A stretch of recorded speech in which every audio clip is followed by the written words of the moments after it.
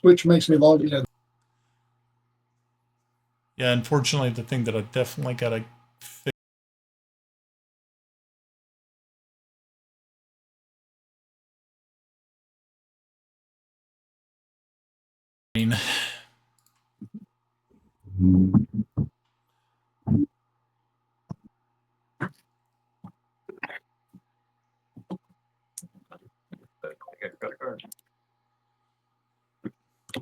Alrighty, so everybody, welcome back to the Mystic Syndicate. I am your host and Dungeon Master Brian, and we are on episode 51 of A Princess of Celene. So if you were with us last week, we celebrated our 50th session with a giveaway, which was super fun. Had a really good time with that. We had a fellow from Brazil actually win the $30 gift certificate to Steam. Super cool guy. I chatted with him a couple of times over a period of 3 days. Hopefully, we'll end up seeing him again. I told him to make sure to check back with us every so often. He said that he would. So I'm kind of hoping that we'll see him again. We had a bunch of people join the stream last time. I think we had 17 or 18 new followers. So thank you guys. If you're new followers, that's incredible. We're pushing for 300 followers on Twitch. We would also love to see that also translate over to our YouTube channel. So make sure to check out our YouTube channel when you get a chance. It is, all you have to do is just go to the Mystic Syndicate. Just type in the Mystic Syndicate and it'll take you right there. Now, there is a Mystic Syndicate, but it's not the Mystic Syndicate. There's a Mystic Syndicate or Mystic Syndicate, which is over in, I think it's Asheville, North Carolina. They're a band. I was kind of tempted to reach out to them and say, hey, would you guys, if you don't mind, it would be really cool if you could, give us an intro track. But no, I'm songs and the real songs. Yeah, like real music. So yeah. Okay. Yeah, you like the new overlay there, Tomas? It's different. I'm digging it. That's cool. It's different. Yeah. It's totally. It's got dragons. So we're cool. It's totally different. I know it looks completely crazy and weird, but the story behind that was last Saturday, I was sitting here working on the old overlay and I went to put in a new scene. And when I did, I thought, I don't want to do that new scene. And when I went to go delete it, I ended up deleting the old overlay. And I couldn't find it. And I actually paid for that overlay, and now I don't know where it ran off to. It might be in a Google Drive somewhere. So I got online, panicked, and started putting this one together. So it took me a couple of hours to play with this one. And then if you noticed on the new overlay, there is no Roll20 frame. That's because now we're actually going to transition to a brand new scene, which has just the Roll20 map. So it's bigger. And so people will be able to see the rolls and things like that. And I think it'll be a lot of fun.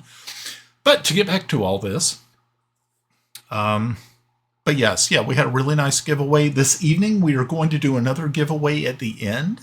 So please make sure to hang tight with us if you happen to be watching. We have, again, this very nice sharp edge dice set.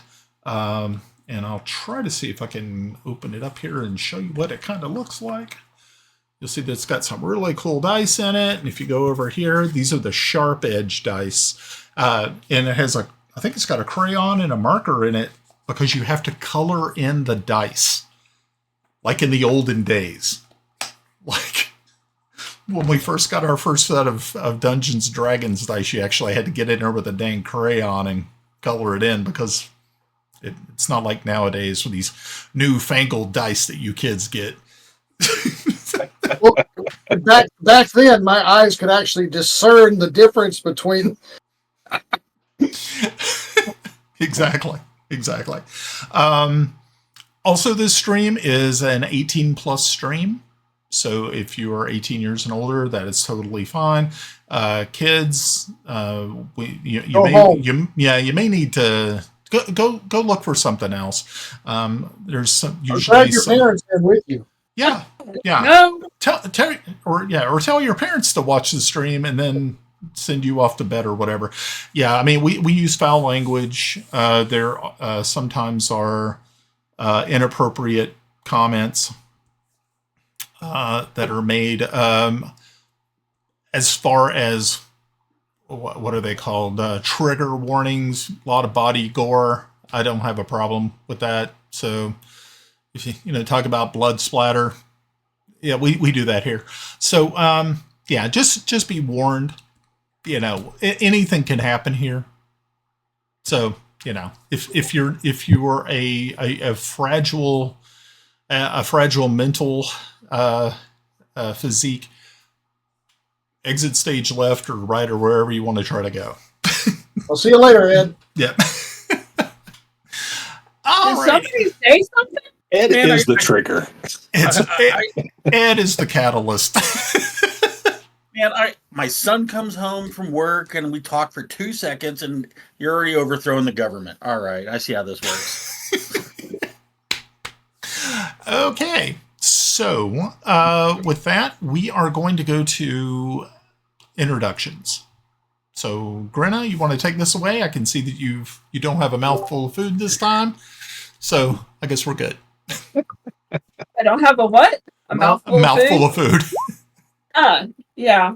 Well, I got all that out of my way. I was pretty hungry when I got home. I'm Melinda. I play Grenna Babbleboots, a ranger of undetermined species, with her companion Bubbles the Warg.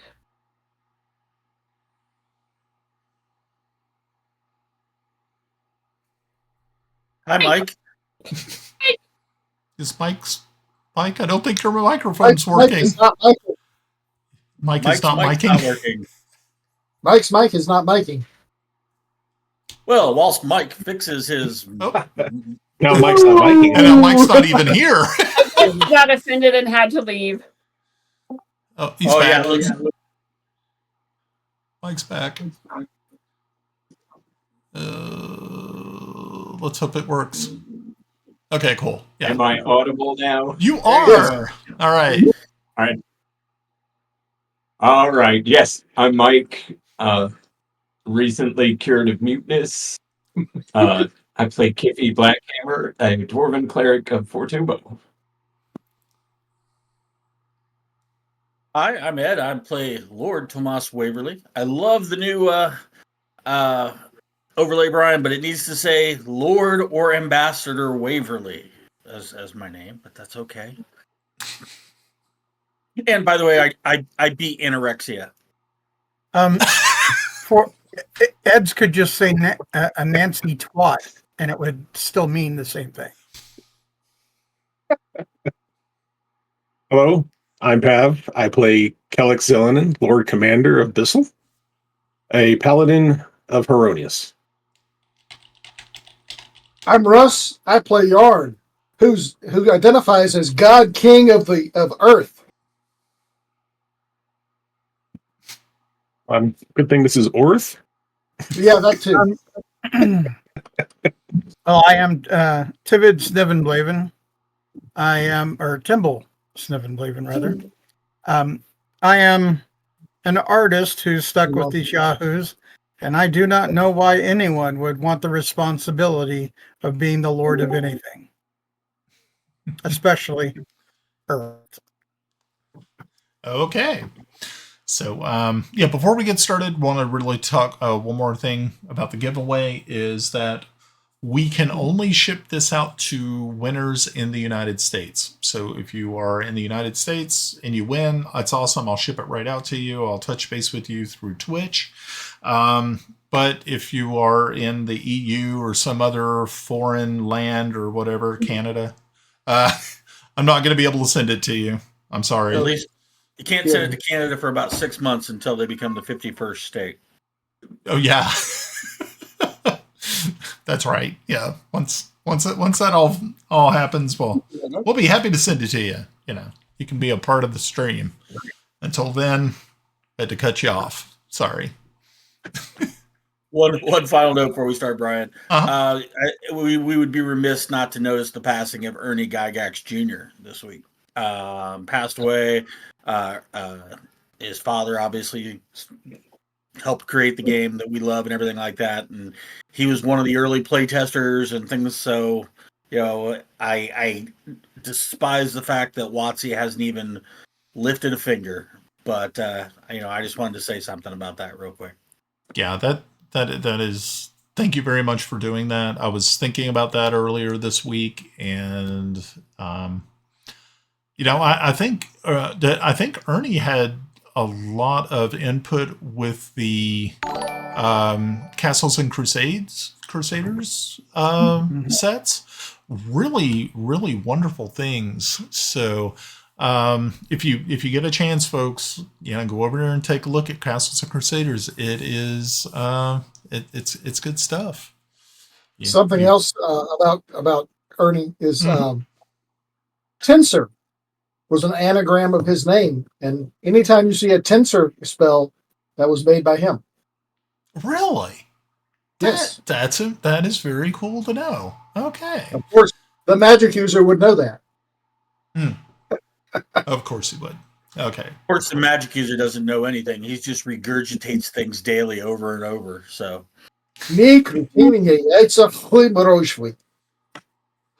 okay. Spells have no power here. So the last time that we all met, which was last week, you all had traveled to Greyhawk from Instead. You had, I know Yarn had been able to get some metal plates for his spell books, so he wouldn't have to worry about them bursting into flames every time he went pyrotechnic. He also helped facilitate a meeting with the Hierophant for Kelex, who is kind of under the weather, so to speak, but in more of a not a physical, but more of an existential illness that he is facing.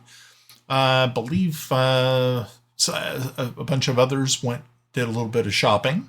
You had dropped by the Revo Brothers shop to inquire about some items and things of that nature, get some more information. And where we ended up last was you had a dinner meeting with the Princess of Ket, Ela Alzar, which it got a little crunchy there near the end. So that's Crunchy is our middle name. Crunchy is the middle name. Yeah, pretty much. The end result was that you ended up, or some of you ended up back at Instead. And you had taken the Princess Ela to see the where her father was actually lying in state there in Instead. So as I had promised, we were going to immediately go straight to Kelex with his meeting with the Hierophant. And I believe Tomas was with him, or at least escorting him to the location. Yeah, I accompanied him. Remember, I talked us past the ambassador to get out. So right, you bullshitted your way past it. You did a good job. You did a good job. Yeah, you did a fine. I would say the linguistic stylings that you used were like, damn, this sounded. That was good. Did I get? I know that's right. You did get in. You did get inspiration for that. Yep, I carried that over to this game, and Yes. I guess this is what happens when I watch Game of Thrones. So, Yeah. Well, there's a big difference between Princess of Celene and Game of Thrones. You don't have a lot of people screwing their brothers and sisters and stuff like that, I guess. just brings up that whole frontal nudity thing again, Brian. Yes. Yeah, we don't have a lot of that here. Thank God. Even though Ed did threaten us with frontal nudity now that he is an empty nester. So that's a little that might be in our future. Give him ideas. That was I'm his gonna be idea. sick that day. That was his idea. It wasn't my idea. He Yeah, brought but it you up. reminded him. Shh. In the words of one of my students. Shh. Okay. You never know. It may draw an audience. We don't A long want fight. Is that the audience you don't want? It's okay. Okay, that's cool. Oh, and another thing, my microphone should stay in place tonight. I have a C clamp that totally has it bolted to the bar there in the back of my monitors, so I shouldn't have it falling down in front of me every couple of minutes. So, of course, if it falls down, I'm just going to probably rage quit and start throwing stuff, but it happens. Okay. So, Kelex, you and Tomas arrive at the Temple of Hieronius right around 7 o'clock. You, of course, are able to just walk in. It is open 24/7. It's a lot like a cathedral where they always have someone on staff to help those who may be in need. So as you walk in, you immediately see that there are acolytes and others who are present. And as you proceed towards the altar area, you see the Hierophant walk out from his office and catch your eye. Tomas, you were right there with them. And the Hierophant holds up his hand like so and says, Lord Kelex, it is wonderful to see you again. Please, I hear that you are in need of aid. Please, come to my office. Thank you. Your Grace? I don't know. What do you call a Hierophant? Eminence? Eminence? There you go. Eminence. Yeah, let's go with Eminence. That's a good Eminence, way yeah. to do it. Yeah, I like that's good. Eminence. Thank you, Your Eminence. Yes, please. Okay.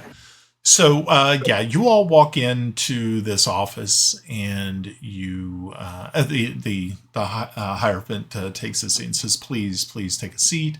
And he studies you for a moment and says, "So, Lord Kelex, it was brought to my attention that you are having an issue with you had passed away, is what the priest had told me, and That is the truth. And so you had a situation occur that your body was not free to go to its rightful place. Am I correct? You are correct, Your Eminence. Okay. Yes, there was no connection to Hieronius. You can see he's kind of hesitant to talk about it a bit, but yeah, of course. He says, so this is there like like an existential dread that you were feeling? Is there something that is? I mean, of course, we will have to perform a cleansing. But I just kind of need to know how you feel about what occurred.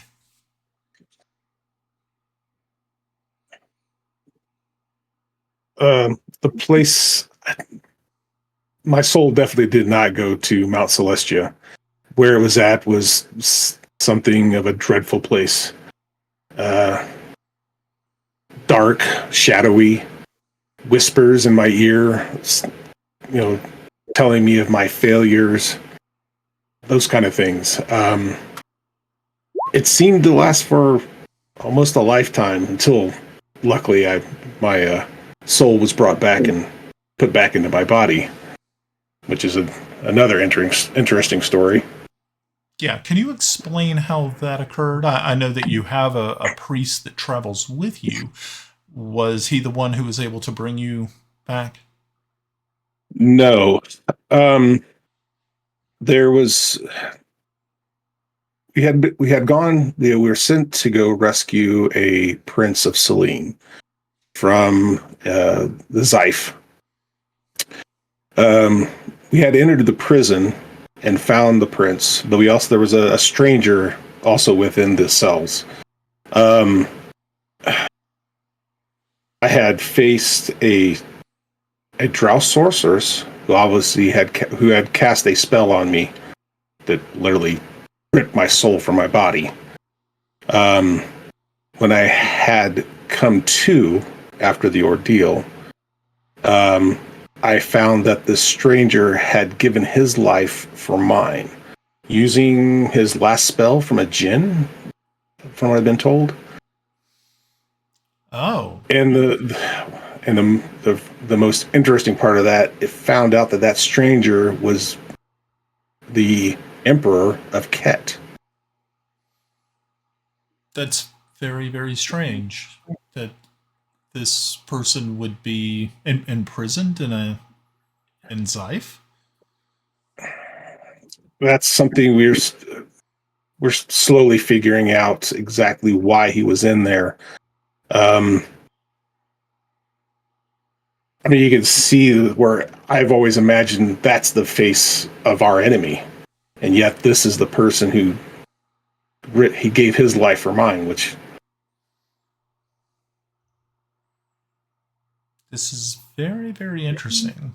You said it was a drow sorceress that pulled your soul from your body. Yes. Yes. And what was Lord Tomas? Did you come in there with us? You just hanging out? When it became obvious that it was going to be kind of a quiet conversation, Tomas decided he was going to wait outside because it's kind of like a confessional thing. Okay. I believe it was Adra was the name of this drow. And Brian, I'm not sure if I got that right or not. No, you did. Yep. Adra is the name of the drow sorceress. Yes. He says so. Yes, that's a darkness that probably is still haunting you in some way. Very much so. Very much so. It feels like there's just something lingering. Almost like I brought some piece of that darkness, that shadow with me. Yes. And you got to let it linger. And you got to. Says so. I'm going to go ahead and instruct the priests to perform a cleansing on you. I know that some of the acolytes have already prepared a chamber for you. You will have to stay overnight. Sorry to inform you, but I think it would be in your best interest that you did stay. I know you're a busy man, but this type of darkness, this type of evil, is not something that we can just let slide. I hope you understand. I completely understand, and I totally agree. It's just something it needs to be done. And if it's all right, and if my friend outside is okay, can he stay? Of course. Okay. That is no problem at all. If he would, he's not a father of Hieronius, so I didn't know if he was. It's fine. I'm an ambassador to the world of Orith. You know, I'm accepted everywhere. Accepted everywhere. Okay. So the Hierophant rises and says, all right, Lord Kelex, he reaches over and grabs, there's like a rope, and you hear some bells ring. And a couple of minutes later, a priest, not the same priest that you had talked with earlier, but one that's obviously present in the evening and at night, he says, Lord Kelex, please follow me. And so they take you and they collect Tomas to a special room, which has it looks to be a very Spartan type setup. There's a bed. There is, but they also have ways of being able to restrain you. Because as the priest instructs, he says, "Your lordship, sometimes the darkness will make you do things that you are not usually overtaken by." And so these they have you lay down. They start working on these restraints. The acolytes, there's 3 acolytes and 2 priests. Tomas is given a chair to sit off to the side, not within reach. And then they start doing their incantations.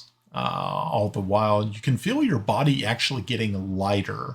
The room seems actually brighter to you, as you can only probably think is that your pupils are dilating and it's taking in a lot more light that is given off by these lanterns and candles that are around the room. So as they work on that, I'm going to pivot very quickly over to our friends in Instead. So the last time that you were here, you were at the place of honor, where Yusuf is lying in state. Princess Ela is there on her knees,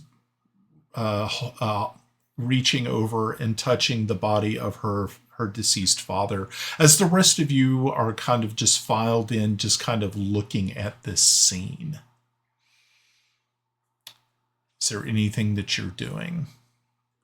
Ela is, of course, in tears. She does not show her face. She, like I said, she's literally, her head is resting against the stone bier that Yusuf is laying on.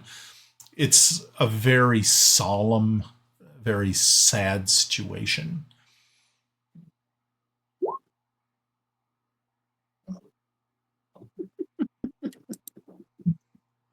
As Grinna laughs. Okay. Damn, Grinna, you're a heartless. No, look at roll 20. Oh, I got to roll 20 chat. TMI. Anyway. You need to scroll up. Oh, we're taking your safety is only protective custody. Oh, a bedded room. Nice. Oh no. Oh, you guys are terrible. Oh Lord. Is Mos Eisley present? No, the only people who are present right now is the rest of the party that is not Kelex and Tomas. Grinna, not Grinna. I'm sorry. Grinna's there. Temple, Yarn. I would say that I would send a runner to a minimum. The Hydra grandmother, her name. Okay. You also have Melda and Val are also there. Of course, you also have 2 guards who are waiting on the outside, who are the tomb guards. So you do have those. So you're sending a runner to the castle? Let her know that we have a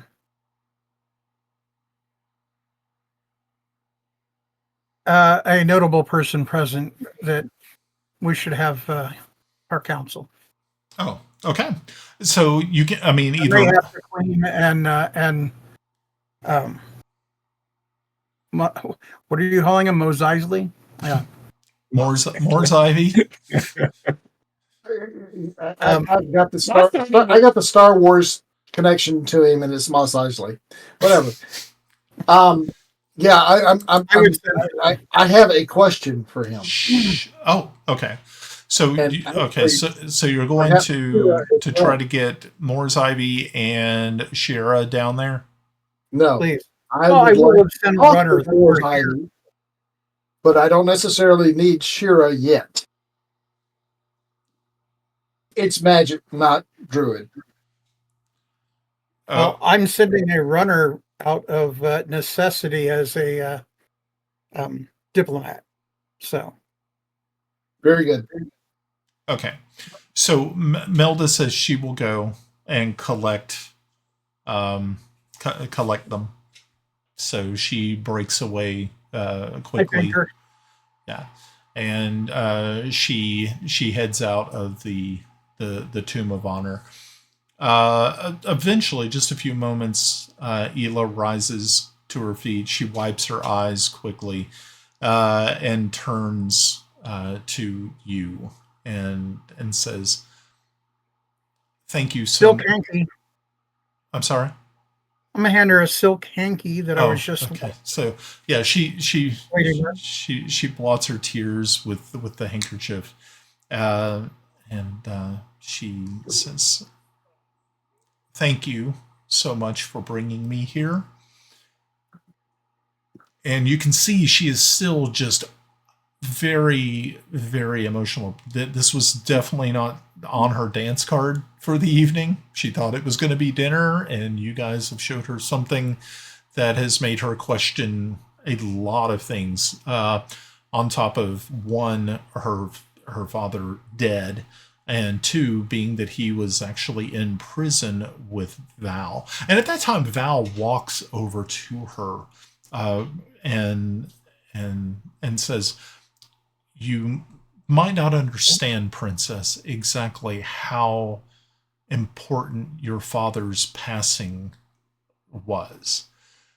And he tells her about his time in the prison and how her father was kind to Val, talked to Val, and was not. He did not. At first, Val did not know who he was. He just thought he was just a commoner who had been thrown into the prison here in Zyph. But it was not until Kelex being raised from the dead did he understand the importance of this man, as most of you did not know until Shira and Moore's Ivy kind of let that spill that who his name was. And of course, you all didn't really know anything more about it until the dinner date with Ela herself, when you saw the picture and everything kind of came together. So, you see them conversing. He's telling her this story. She again is overcome with emotion. Thank goodness she has the handkerchief. And Here, have this towel. Here's a towel. After everything is said and done, she again says to you, "So what can be done?" And just as she is finishing this sentence, you see Melda return, and with her is Shira and Moore's Ivy, and both of them immediately kind of, as everybody kind of just fans back out, all they see is, of course, is you all kind of around this this stone with Yusuf on it, and a woman that they had never met or ever seen before. And it doesn't seem that Melda had told them much. It's just that they needed to come. And so there they are. Is anyone addressing them? I wander over to Moss Ively and said, that's his daughter. Yes, I will introduce her to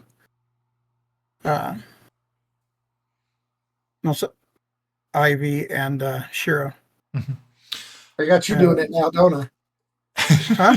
Got you. Everybody's not using the proper names.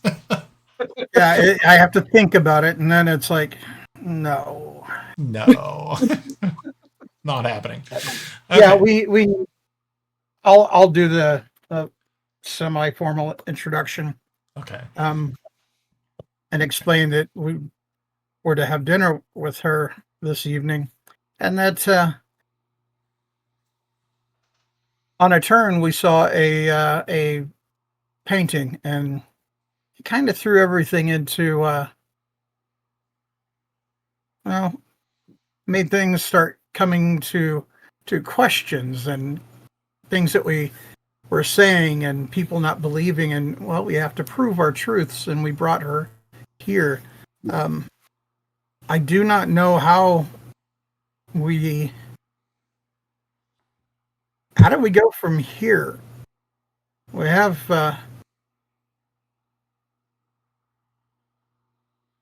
the princess of Ket, and how do we turn this to where Ket and Bissell are no longer at war? That's my angle. That's my concern. But I it's after all, we are people, and I don't want to hurt anyone and say things that are, rude.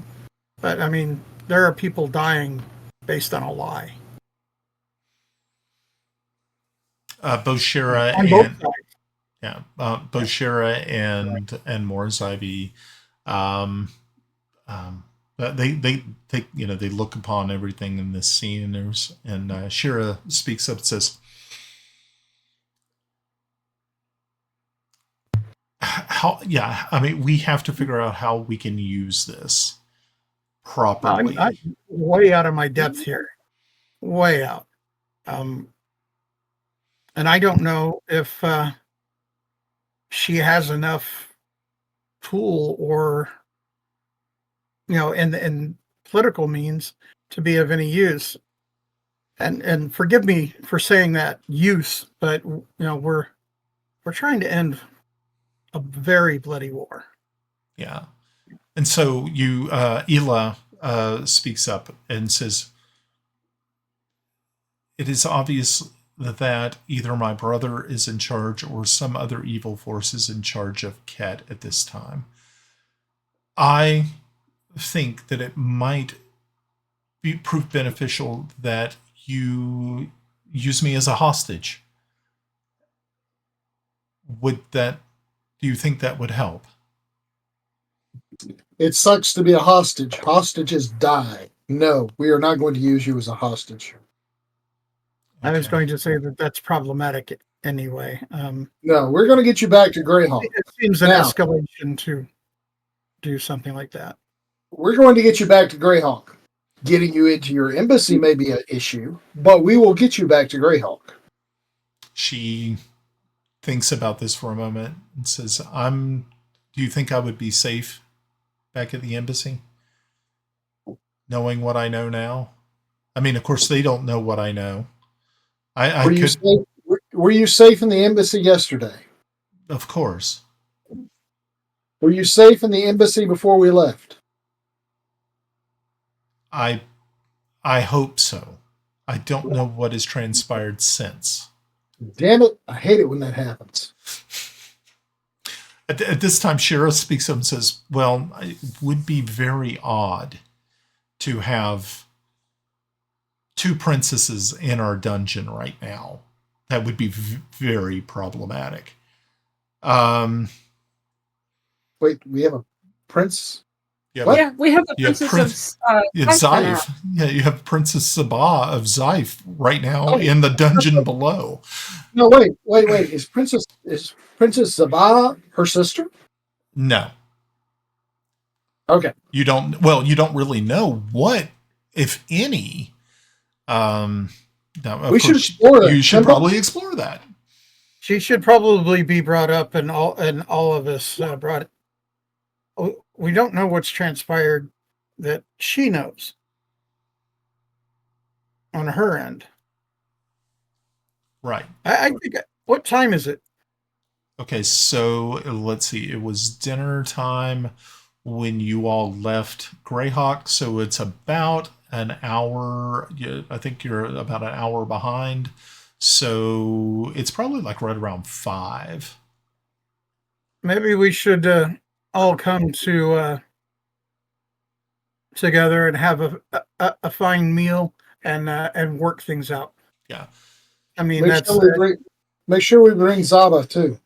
yeah. We need everyone present. Okay, at the mention of Sabah's name, I need everybody to make an insight check. Insight. Yay! One of my. Hey, actually, I got a good one. That one. I'm in a building with a dead person. Yay! Okay, so Grinna came up with a 5, Timble with an 8, Yarn with a 21, and Kiffy with a 26. Very nice, guys. Who am I missing? No, I think that's it, right? Yep. Nope, everybody's present. Perfect. Okay. Okay. Whoa. Where's Kiffy? Okay, there's Kiffy. Yeah, okay. Kiffy's cool. Yeah, he's good. He actually did extremely well. Kiffy sees through walls. Yeah.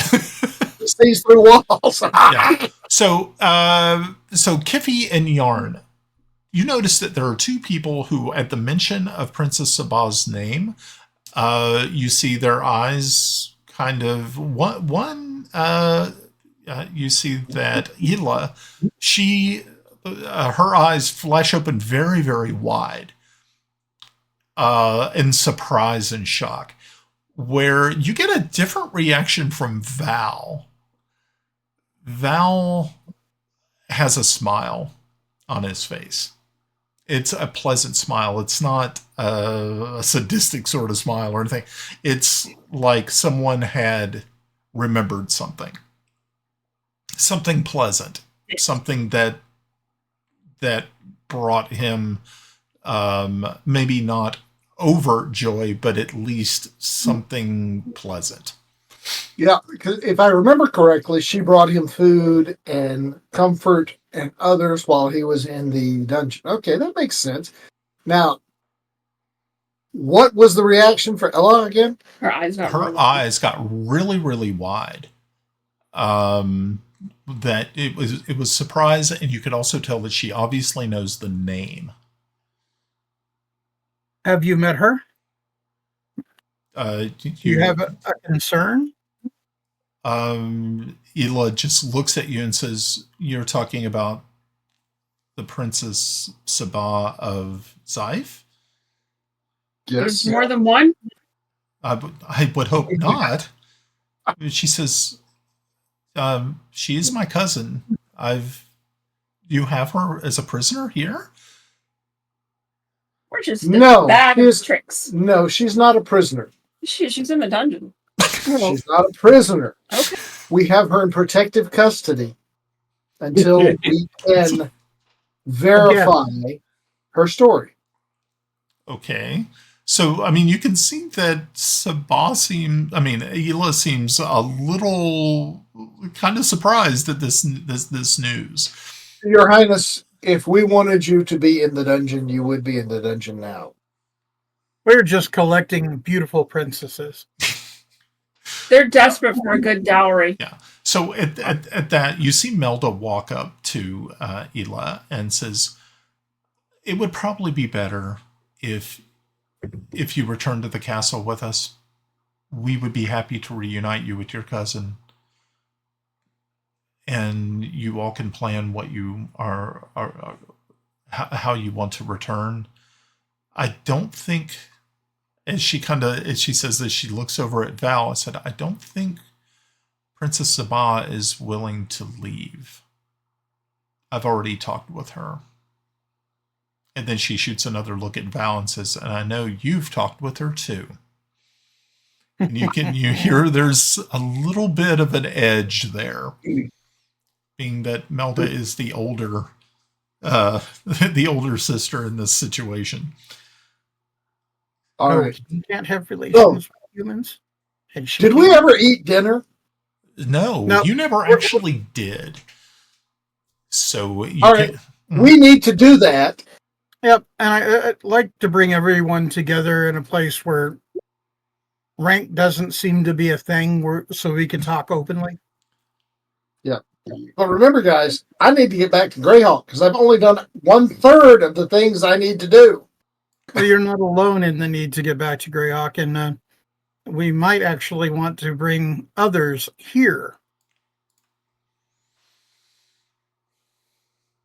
That's going to be tough. Yeah.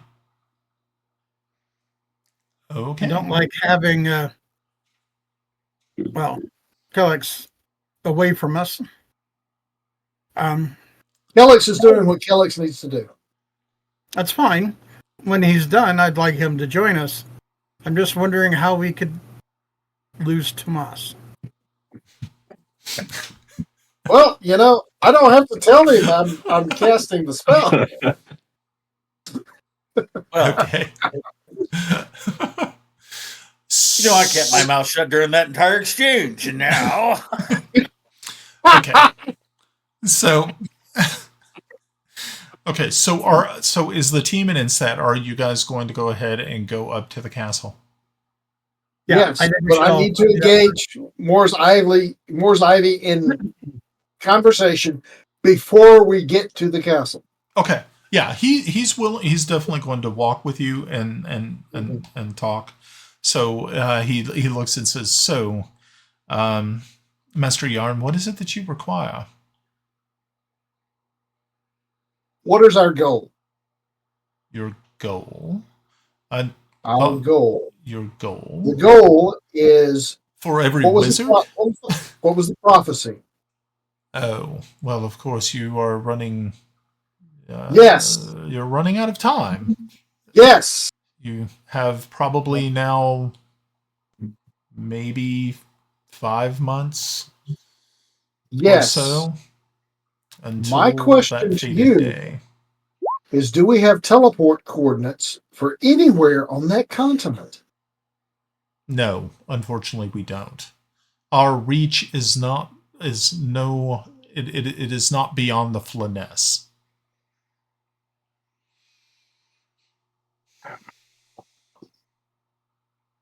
Now, of course, if you're the one to make that journey, you could change this for us. I don't plan on spending an entire year casting the same spell in the same place. Oh, come on, Yarn. You don't want to take one for the team. I'm not an elf. I don't have that many years left. But are you so sure? Sure that I'm not an elf? Yes, I'm absolutely positive of that. No, I know you're not an elf, but you may have yet to learn the ability to extend your life further. I understand that. We'll have to talk. At this point, I don't have that ability. Well, one day you shall. So, yes. And monkeys might fly out of my butt, too. But I can't count on that until it actually happens. True. So, it looks like, yes, you're definitely running low on time. I would say that eventually when you do make your trek home to talk to your kinsman concerning the ship, you might want to think about that sooner than later. Do we have coordinates for Krakenheim? I know that we do have a court wizard here. Not actually here, but in Greyhawk that would be able to get you to where you need to go. I will make sure to introduce you. Thank you. That will save you a ton of time. Yes, it will. Because that's what? 2 months journey from here to there? Yes. That would actually put you in a situation where you may not be able to meet your deadline. Mm-hmm. And you want to make sure to meet the deadline. Indeed. Yes. Is there anything else I can help you with?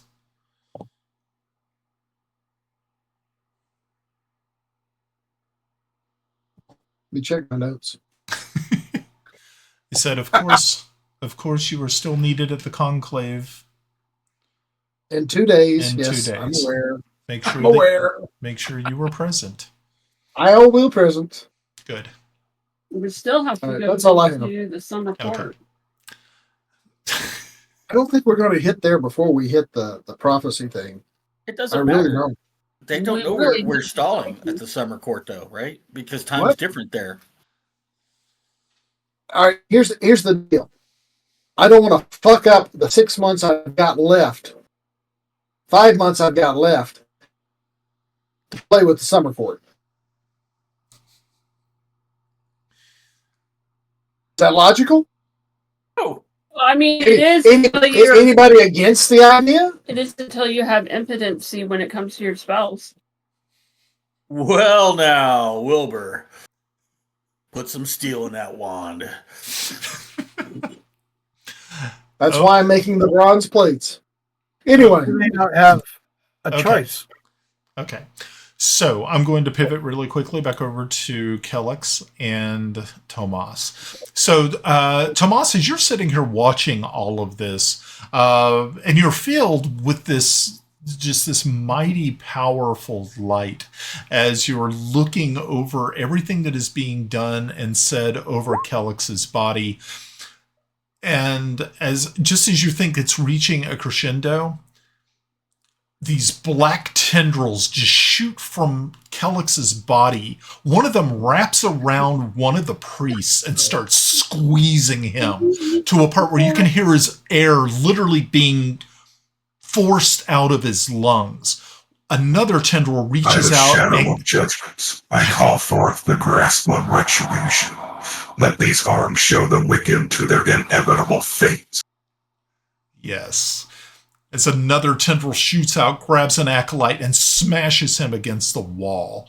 And then as everything is just, the light is fighting against this shadowy presence. And you are standing there, you're now standing, no longer sitting, watching all of this take place. And just as you think that the light is going to lose, it bears down as the Hierophant walks into the room with his staff and light just blazing over the entire room. Kelex, you lose consciousness at this time, and Tomas, you see these tendrils shrink back into Kelex, and Kelex shoots back up and like.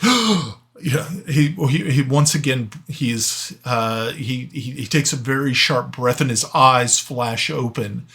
And as you look at him, as you draw near, you can see that his eyes are just complete black orbs, no pupils, no sclera, just blackness. As the Hierophant walks over and places his hand on Kelex's head, you just feel this light and power and just spilling from this ancient holy man. And the lights seem to be normalizing. And the Hierophant looks over to you, Tomas, and says, there is so much darkness within him. And it is so powerful that, and you can see that he is awash with emotion. He says, I don't know if we can free him from it. Well, I'm glad he has a backup character. So the acolyte that was thrown against the wall recovers. The priest who was being squeezed, has finally got his breath back, and you can see that they're all laying hands upon Kelex. Kelex, you feel better. You feel that that a part of you has been, as the best word you use, is redeemed. But you feel in your bones, in your spine, that the darkness remains. But you're not as burdened with it as you were before.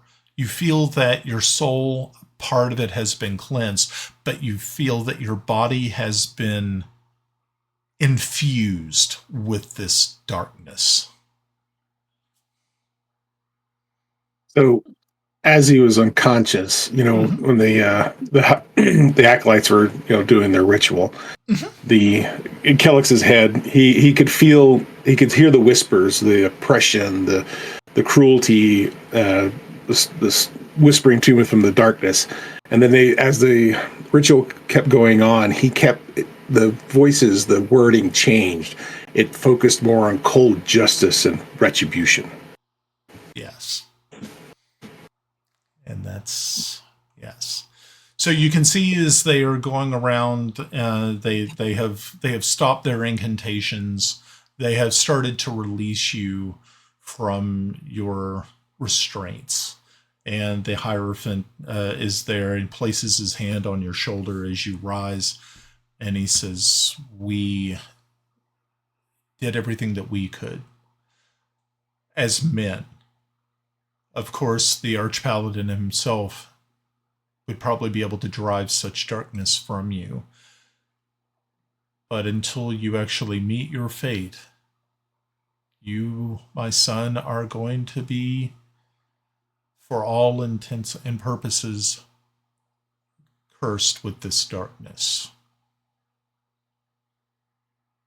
I understand your minutes. I feel my soul is much more whole, but something does still linger.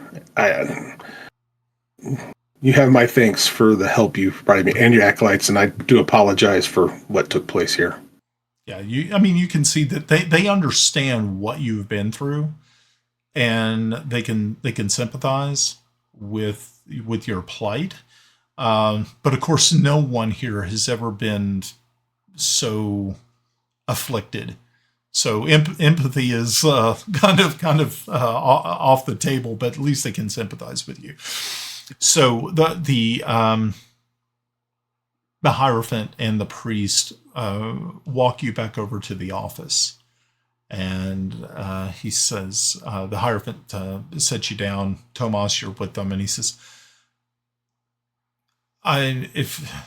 where may I find you over the next couple of days? Where are we going to go? We going to go hook up with the other guys, or we going to stay here in Greyhawk? Because we have stuff that they got to come to here, right? Eventually, Yarn has to return for the conclave. And I have to pick up my armor tomorrow. So. Yep. You have to get your armor. Temple has to get his. Your Eminence, is there anything else we can do? It seems like, you've done the ritual once. Why can't we do it again and again? And forgive me, I'm studied Hieronius, but I'm not so versed in his ways as I should be. Understandable. I do. So we can only perform this ceremony once a week. So with that being said, we can try again, Kelex. Of course, and we would be happy to. But that is completely up to you. But I do believe that in a few days I might be able to have a help for you. But I think, yes, a good night rest is definitely needed. I'm not sure where our path lies next. I'm not sure if we have a couple of days or even a week, but if we are still in Greyhawk in the coming days, I'll come see you. I hope you do. I think it would be very beneficial if you return. We could be reached at the embassy of the Yeomanry if you're looking for us. I will probably send an acolyte to collect you once I know if this help can arrive. Do you expect any issues further? I mean, I'm not going to end up harming anyone unnecessarily, Your Eminence. Well, Kelex, the darkness that is taking you over is of a shadowy presence. It's a darkness that only few are able to withstand. If you were able to withstand this, it definitely shows the temerity of your soul, that you are indeed a special being amongst Hieronius's paladins. So try to remain diligent, try to remain faithful. This is the type of darkness that can lead you astray to a point where you could perform horrible, horrible atrocities. Understood, Your Eminence. And with the Archparlins, justing light, I will prevail. I sure pray that that is true. They said. So go rest. I know it's taken a lot out of you. Again, I will send for you. So he rises and he walks you and Tomas. He actually walks you all the way out of the temple itself, wishing you both much luck, and to once again extol you to remain faithful and try to fight this darkness as best as you can. I give the Eminence a bow. I don't know. Would you kiss a ring? I don't know. He does not offer one. Okay. It's not very. Yeah. Okay. I mean, it does have some Catholic Church trappings, but it's not. It's not that. Gotcha. Okay. So very good. So I guess are you going to be returning to the embassy? Yes, to the embassy. Perfect. Okay, so you guys head off to the embassy. Pivoting back to Instead, you folks make it to the castle. So Shira thinks that it's probably in your all's best interest that you alert the queen to the situation. She is willing, Shira is willing to go and smooth the way. I mean, this is, of course, one more strange thing that you lay at the feet of Yolanda. At least it's not my part. Now. She should know you all by now. Yeah, no doubt. Well, At least we're not boring. while we may be in the service of Bissell, we are equally in the service of Celene. Actually, yeah, you guys have done some incredible things, not just for Bissell itself, but like you said, Celene is indebted to you for what you have done. So that is true. So Shira leaves as you all wait in the outside of the throne room. Val turns to two of the guards that are there and says, "Will you please collect the young woman who is in protective custody?" They immediately snap to attention and run off in the direction. How do they run off? Do they run off in a knowing way, or do they run off in, I'm getting the hell out of here? In a knowing way. It's a lot different. So Melda is there. Moore's Ivy. Shira has went into the throne room to talk with the queen. And just as the guards, yes, Temple. Well, on the side, I'm going to talk to whichever of the high level parts of this elven group. If Val turns back to everything, that's good. And who went to Yolanda? That was Shira. Shira went to break the news and smooth the path. Then I would get the attention of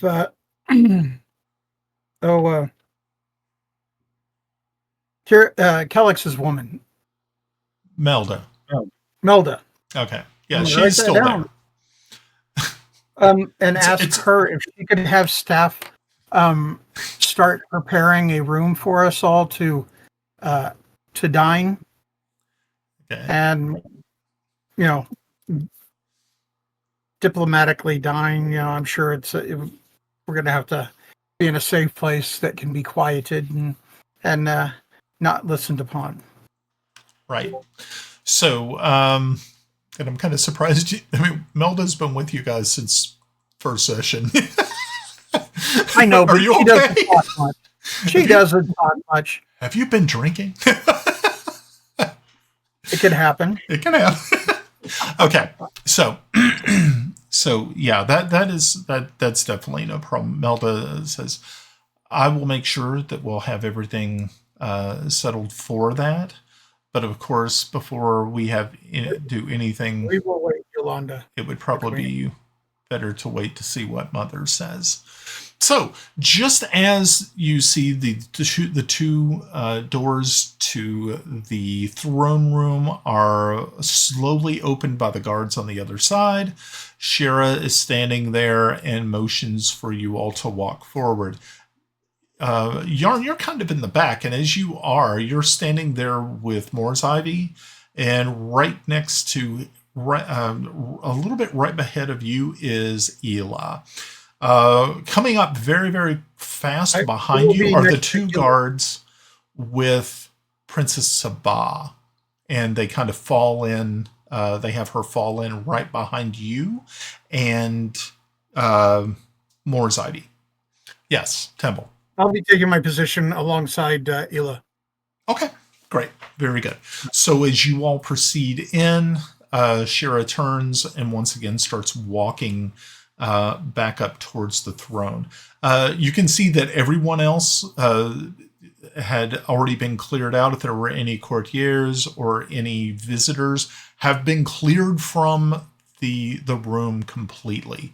At this time, you see Yolanda is sitting on the throne. To her side is Asenath.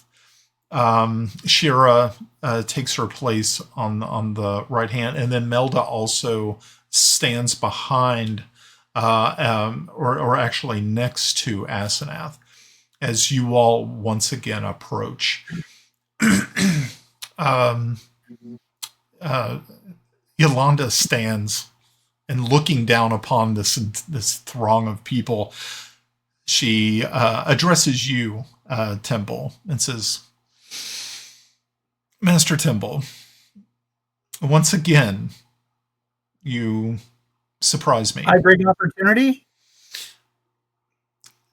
These opportunities that you keep presenting to me worry me, sir. They worry. Yeah. So now you have brought before me not just one princess of our enemies, but a second princess. Yes. Yes. Collecting is a hobby. They're like Pokemon. You have to catch them all. Oh. So she says, soon we will have the big prize. She says, so you love me, don't you? I make your life so much more interesting watching these years go by. I will definitely say that once this is all put behind us and said and done, that there should definitely be a bard or someone who is present to write all of this down. The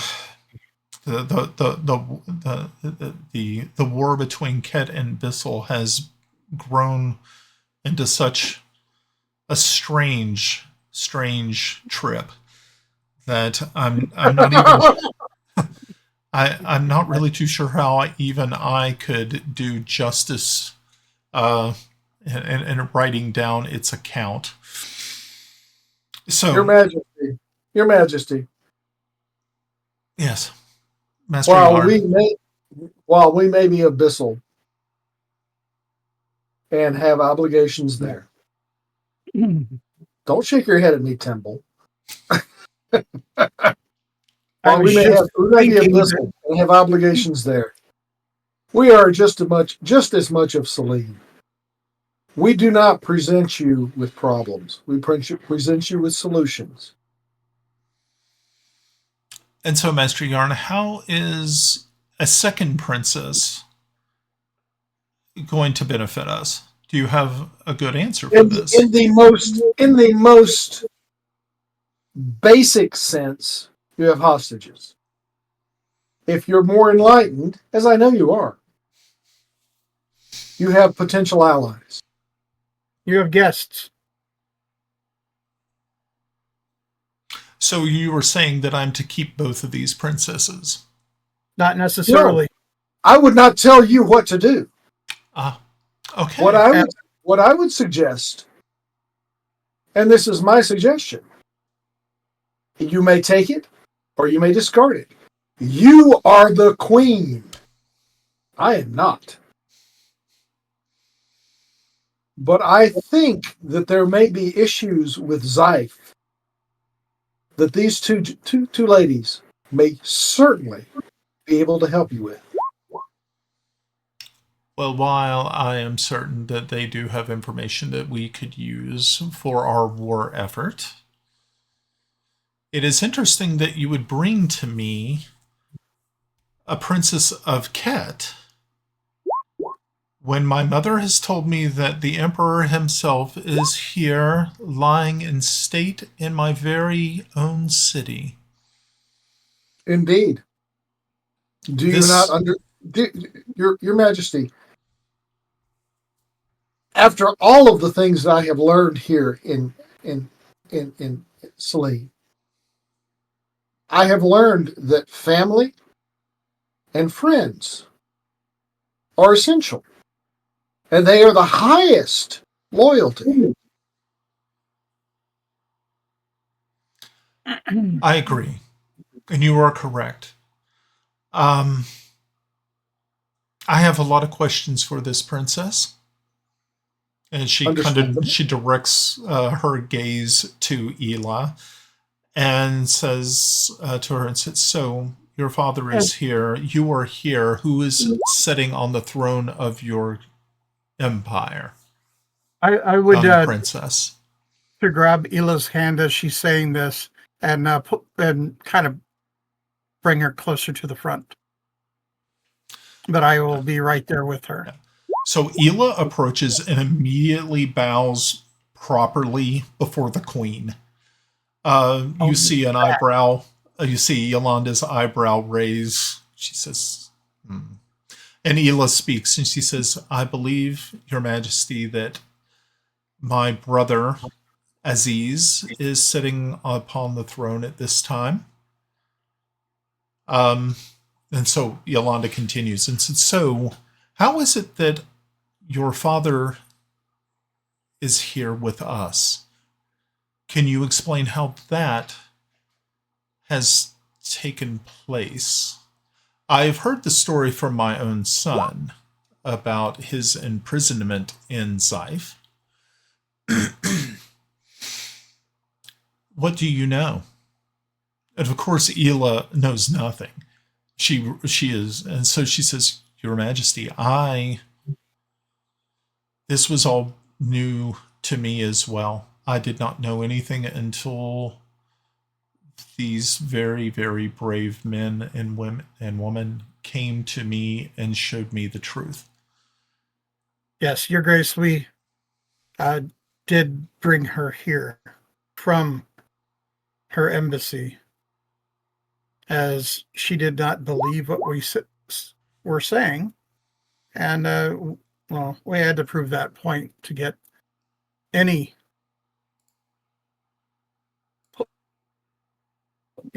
diplomatic movement started.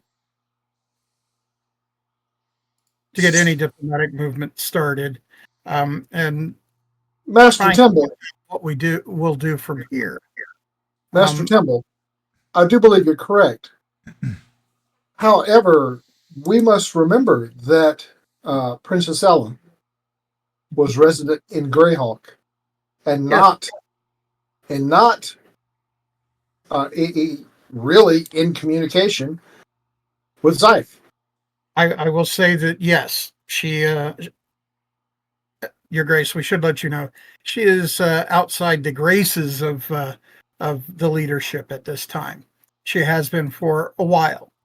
Her life has been,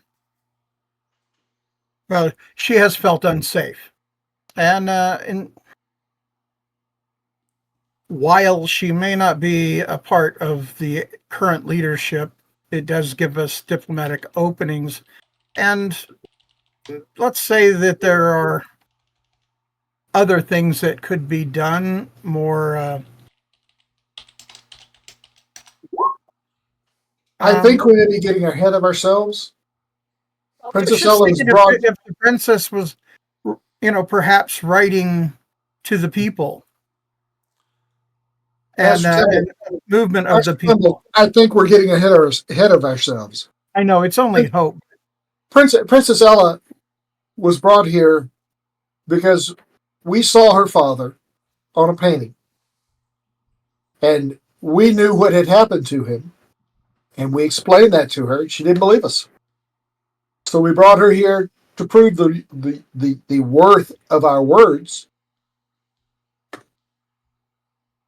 And I would really not particularly care to leave her here at this point. I believe that we need to bring her back to Greyhawk. I have a question about that myself, and I don't necessarily want to leave her here. I just want to make her safe.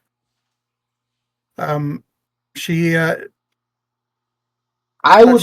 stuck her head out for us and talked to us truthfully, and we had our a chance to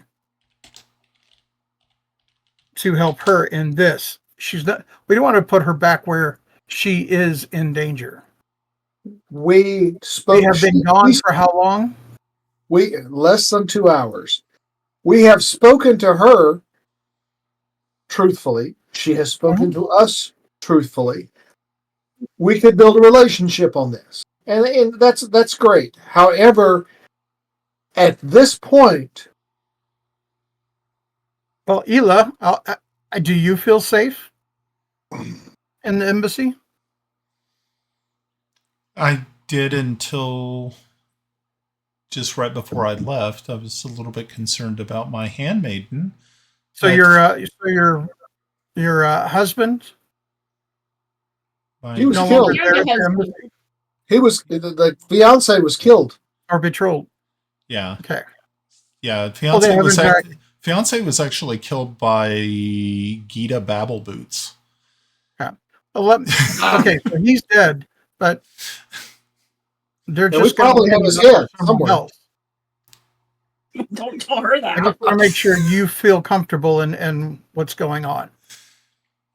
So he says, she says, I'm still processing exactly what I have seen.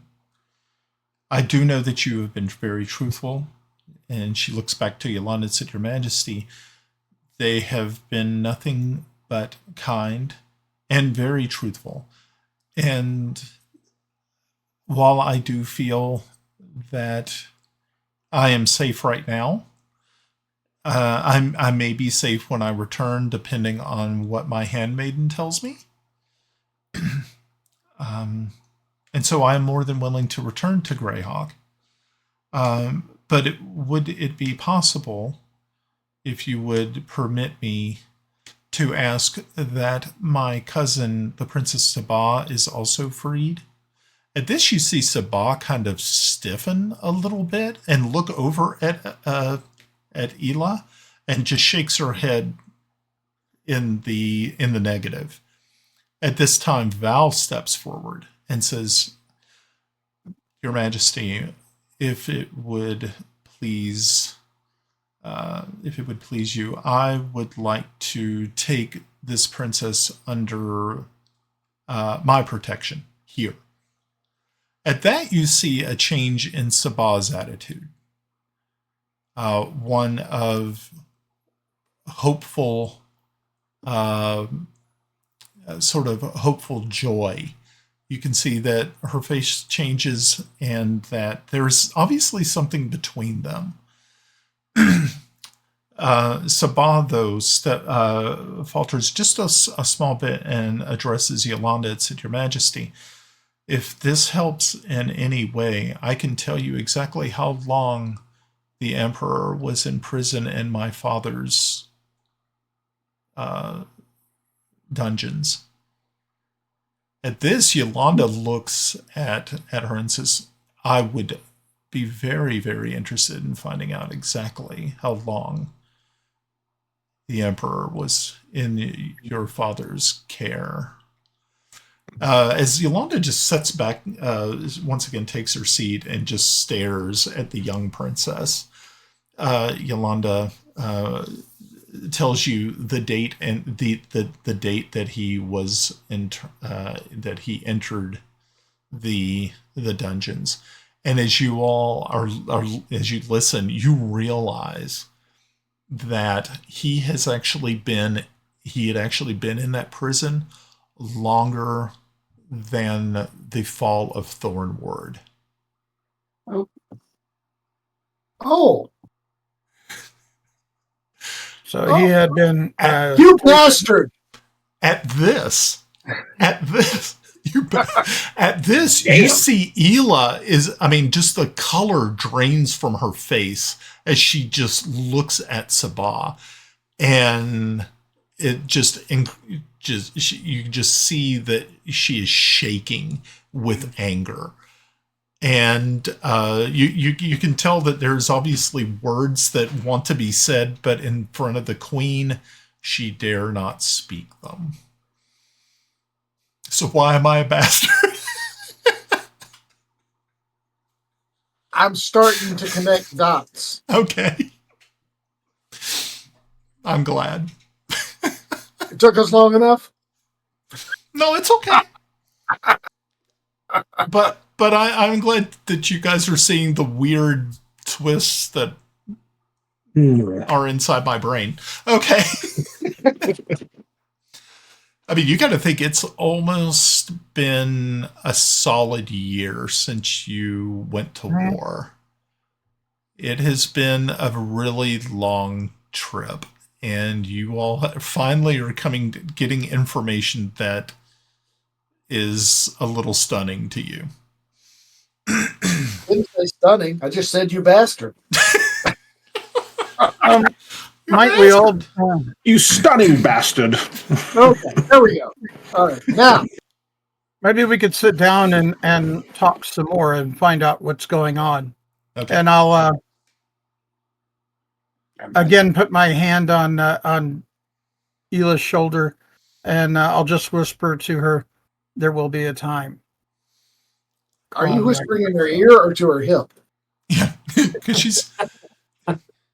Yeah, you got to think. Whispering to something, but it's not her hip.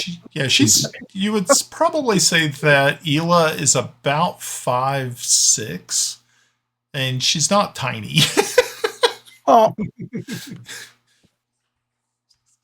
Okay, so the Like Princess Melda sort of whispers down to her mother and says, "Mother, it seems as though they have not had anything to eat, and I would like to make sure that they eat something before we have them turn in for the evening. And they've also requested... We'll be heading back to Greyhawk tonight. Yeah. I'm sorry? We'll be heading back to Greyhawk. Well, then I definitely believe that they should eat something before they go home. The queen once again stands and said, of course. She turns and said, Melda, make sure that they have everything that they need. I know that we have already eaten dinner here, but I would be more than happy to join you all for dessert. If you have the time. I understand that you may be short. We'll make the time. Perfect. We'll make time. So she says, well, then I will see you at dessert. And as you hear the doors are opening behind you, that's kind of the cue to leave. Yeah. So as you all are walking back out into the entryway, yes. As I'm walking out, I will turn to the Queen Yolanda and say, Your Grace, I look forward to talking to you soon. And leave it at that. Yeah. So as you're walking back out, you see that there are the two guards that are usually out in the hallway are talking to a hooded figure who is standing there chatting with them in Elvish. This Hooded figure All with, on this makes Elvish. Temple does. are they ranger? No, it is someone dressed. The light is very dim. I mean, you can make out something, but you see that there is a cloak, a dark black cloak that just kind of covers this person. But you can hear them speaking Elvish. Make a perception check. Okay. What check? Perception. Oh, very good. A 26 is supreme. Yeah. Very good. So, Grinna, Timble, both of you immediately pick up that, yes, they're definitely speaking Elvish.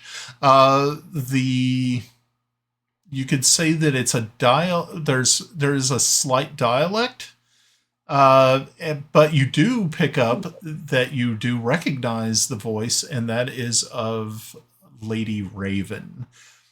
As she is standing there, you see kind of an eye turned toward you all, and she brings the hood back, and it is indeed your necromancer friend. As soon as she finishes with her request, the guards part, and she walks up to you and says, "Well, I got your message." I see. I see. Unfortunately, our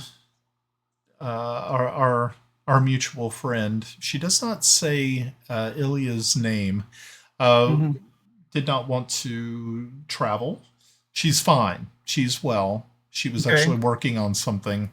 Once again, she is torturing Mortimer with her dressmaking skills. She says, she looks over everyone and she says, "Where's Tomas and where is Kelex?" Greyhawk. Sold them to gypsies. So they're fine. Good. Excellent. Good. Wonderful. Well, I'm glad that I caught you. It seems that your message did not go into much detail. You just said that you were going to be in Greyhawk. When I got to Greyhawk, I was told that you had kind of moved on here. So I thought I would try to intercept. So, what's happened? And she looks at every one of you. She does not recognize Ela or Sabah. She does not recognize Val. I don't think she's ever actually met him. Perhaps you should join us for an evening meal. Oh, well, I could eat. Well, I'll wrap my arm in hers and pull her along. Okay.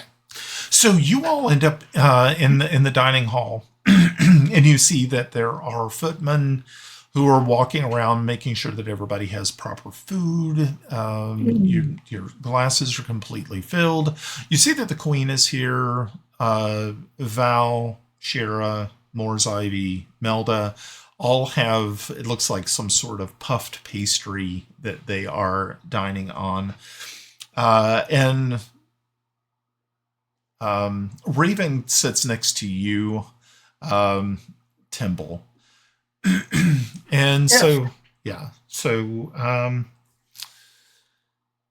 Everybody is enjoying, but you can see that there is definitely some tension between Ela and Sabah.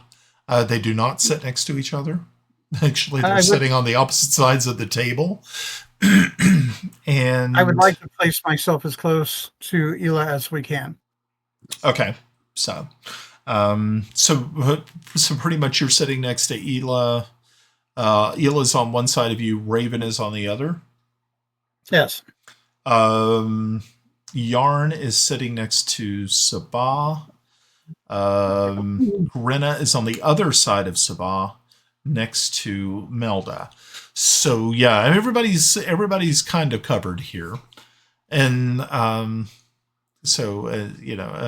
course, conversation is flowing between each of you. Like I said, other than the dagger stares of the princesses, it's a little awkward. But the queen is kind of pulling it all together and talking to each of you about certain things. And as she is finishing up a conversation with Val, she takes a knife and lightly taps it upon her goblet. And she says, "So, it's wonderful that our friends are here, but I have a request from my heroes this evening that as soon as it is possible for you to return here, it would be probably in your best interest. I know that you have to leave. You have things. Mors Ivy has told me that the conclave is in 2 days. If there is a way that you can return afterwards, it would do you well to do so. I think you will be... You have my word. Yes. So, spend as much time as you need. Yes. In this, I hate doing this and asking, but given the situation, it's a diplomatic minefield. Could we lean on you to take the diplomatic lead here? I'm out of my depth. So I think what would probably be best at this time is that we alert our allies to the fact that a imposter is sitting upon the throne of the empire. I think that would go to maybe swell our ranks.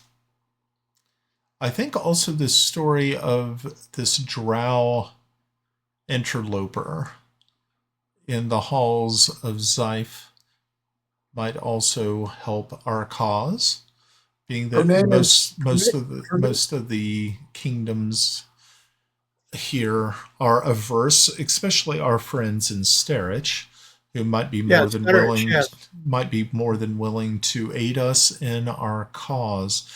That being so, I know that we have had great news coming from Bissell as of late, as that we have fortunately been able to push past True Light. True Light has fallen, and so I know that was information that you would want to hear.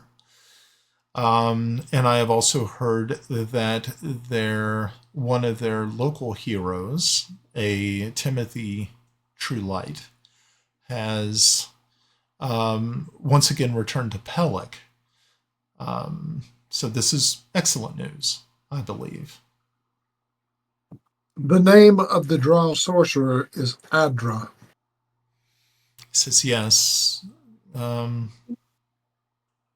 told me. She is also known to be a torture master. She is also someone who I have vowed will not long live. Said I understand. I will second that one. Yes, she is quite dangerous from what Val told me. And we've run into the drow quite a bit. Yes. So I think everyone should be alerted to that the drow are not simply holed up in the Underdark. They have laid claim to the surface. That's what it seems. That definitely seems true. And I would spread that message beyond our own, friends, but to everyone. I would I think even those that are against this need to be openly aware. Not everyone cares for the those dark elves. Their machinations are, well, they're historic when they come to the surface. Yes, that is true. And I have a question for these two princesses, Ila and Sabah. They both look at you. The moment that it was the date was given, it seemed something came across the two of you. Now, is it simply the anger of a loss of a father, or is it more? Is there something that's behind those glares? Yeah. I see no reason. Yeah, Ela speaks up as she looks over at Sabah and says, "So you have known this information for a year, and you did not bother to tell me?" And you can see Sabah shrinks back in her chair, and she says, "Dearest cousin, as your friends here can attest, when Mistress Adra locks down a location, it is locked down." You can see that Sabah's face, Ela's face softens a tad bit, but you can still see that there is hurt there, that she feels betrayed. But as you were saying, as you hear her say this, you realize that this drow sorceress has some extreme powers to be able to she can access very, very powerful magics. And to be true to locking down a place, it would seem that we were in her lair when we were there. So she is not. I guess Sabah speaks truly that there's very little that she could have done. Yeah, her days going to the dungeons to get away from everything. Yeah. That speaks a degree of truth of how hard it was. If I may, as a mage, Adra is beyond me. You hear Moore's Ivy go, actually, Master Yarn, she might even be powerful than some of the most powerful that sit in the chairs in the Crystal Citadel. Which is why my goal, or one of my goals, is to ensure that she stops breathing my oxygen. So I have few enemies, true enemies, but this is one of them.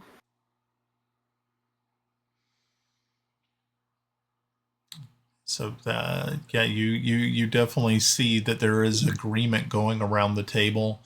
Sabah definitely, Val, especially being that he was in there for about a week, under the eye and hand of Adra's less than tender mercies. I would hope that that given all of this, Queen Yolanda, we're here looking for your aid, but your leadership too. Because I'm just a young pop-up gnome who was in the wrong place at the wrong time, and now I am the chancellor of a nation that's not my own.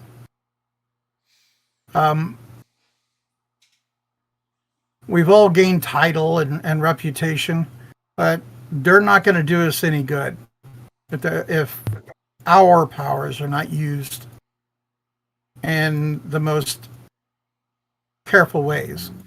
And we seek your advice and your knowledge, and you know, Master Mos Ivy and Lady Shira, you have knowledge that we could not even.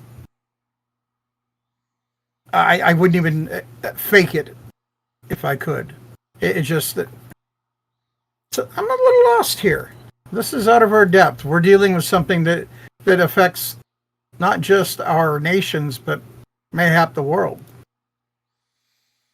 Shira, yeah, both Shira and Mos Ivy just look at each other, and Shira returns the gaze to you and says, "Yes, the man who is laying in state at this time was a friend of both Aldor's and mine." At this, you see kind of people kind of like, what? They're kind of surprised at this knowledge. And she continues, she says, Who's Outdoor? she says, when I was a little bit younger than I am now, and I looks over at Aldor as well and said, we knew this man. He was, of course, a lot younger himself. But even he has been obviously kept alive by interesting magics over the years, as she just kind of looks and says, I'm pretty sure that his pact with the Jinn extended his life far beyond than a normal human should. And they just kind of they just kind of smile to each other. And he says, when we were younger, we adventured together. We knew Yusuf. He was a kind and wonderful and very capable fighter. He was with us in the tomb. My booklet that I had written many years ago outlines his bravery as well as our own. You can see that with each sentence, you can see Ela's face just lightens, and just hearing this tale, because she had never heard it. She did not know her father had an extended life. She did not know that he was an adventurer. She had no clue. All she ever knew was that he was the Emperor of Ket, and that she was his daughter. And that is all she knew. So anything that she gets is all brand new to her. It says, yes, we were all friends. I did not know that he had worked his way up into being a leader of an empire. I did not know that. But with this information that the young Princess Sabah has imparted to us, it looks as though Yusuf was not the monster that started this conflagration that has swept over Bissell. And that he is honorable, and that we should keep that memory. And as she is talking, she's getting a little, the nostalgia is kind of overtaking her, and you can see Sabah once again reaches for a napkin as she is listening, and Shira goes into more about his life. And the end is that everybody walks away as kind of thinking that they know a little bit more about him now. Even his daughter is swept up in the story, and you all, it's not that you're looking. The next time you kind of think is if you ever see or look down upon his corpse again, you will not think of him as an enemy. but as someone who was truly honorable. So,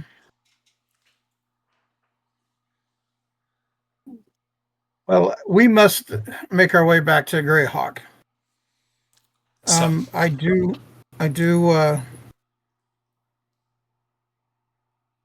think that we should obviously come back after we've had the wizard's moot. Everyone coming together. We will. Wizard's moot, the conclave. I like Get it that. right. I like it. I like it. And If Russ is there, it's a conclave. It's a get it right, peasant. It's a cunt cave. So, yeah, we should definitely let everyone Now. stew on that and figure out an action, what we might want to do. My question is to the two princesses, how would they? Who wants to go back with us? okay. Yeah. So, Ela says that she would like to return. Sabah has decided not to. Good. So that is, of course, brings a smile to Val and Sabah's face. But as you all rise and say goodbye to the Queen, her Majesty says, again, make sure that if you have time, make sure to return after the wizards meet at the Citadel. I think I do hope that you can make it. If we are not restrained, we will be back. Excellent. I'm glad to hear that. So she stands. The rest of the royal family stands and starts to leaving you the room.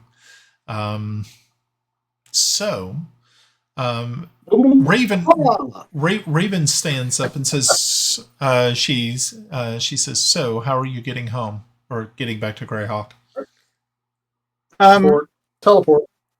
Okay. As he states, do you need to go? I will. I'll be more than happy to go. I don't really have any ties here, and I definitely wanted to spend a little bit more time with you all. And I wanted to see Kelex and, of course, Tomas. And it wouldn't be right if I visited and didn't see you. I know that you probably have teleport spell. I mean, I, of course, have a stone that I could throw if you would rather save your spell for some other time.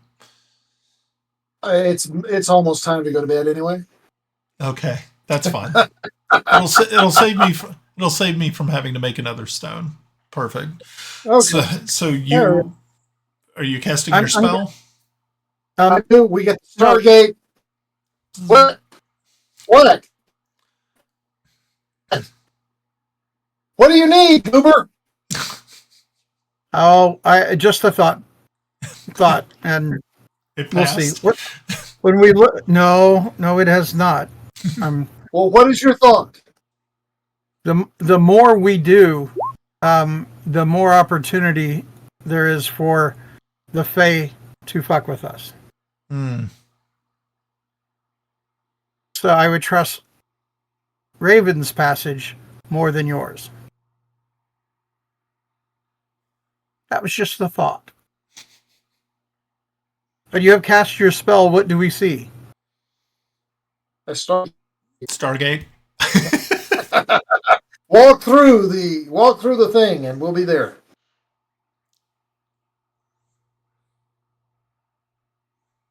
I have to be last because when I go through it close to the spell. I'll walk through, but I'm going to tell him as I do that if I end up someplace else, you and I are going to have a talk. A long walk. Long walk, yeah. But you Off I go. gotta think there's only a few places that you could actually end up. You would either end up in Greyhawk, you would either Not if the fairies in- somehow fiddle with it. No, Yeah.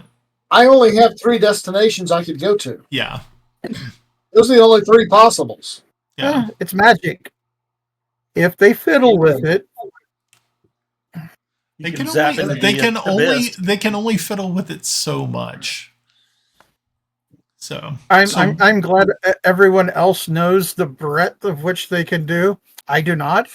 So to me, they're gods. They can fiddle with it. I'm going Okay. through. In that case, you should support me in my campaign to be God King. No. No one needs that responsibility. Let's go. okay. I walk through. Okay, so the 3 places you can go. One is Pellic, one is Greyhawk. What's the other one? Instead? So it really only gives you 2 places that you could end up. Right. All right. High or low? Low. I love this so much.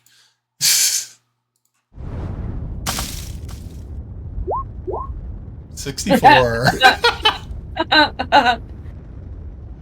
So, as everybody steps through, you end up in the tower, the wizard's tower in Pellic. So Raven looks around and says, "Huh, I didn't expect this to look as. This doesn't look like the Crystal Citadel." 2 words. Queen Maeve. Hmm. I thought it was a little slow. As you see Raven just look at you and goes, "You guys haven't taken care of that yet, huh?" Ooh. They keep chasing their dicks. No. Yeah, Honestly, we can't take the risk of losing time. But you can take the risk of your magic going awry. Last spell. Or last spell of that level. Cast it again. Okay. We're going to either end up in Evastat or Greyhawk, one of the 2. Okay. High or low? Through. Really? It's going to affect me that badly? Yeah. All the time? Yeah. Yeah. It's now gotten to a point where it has been put off for almost a year.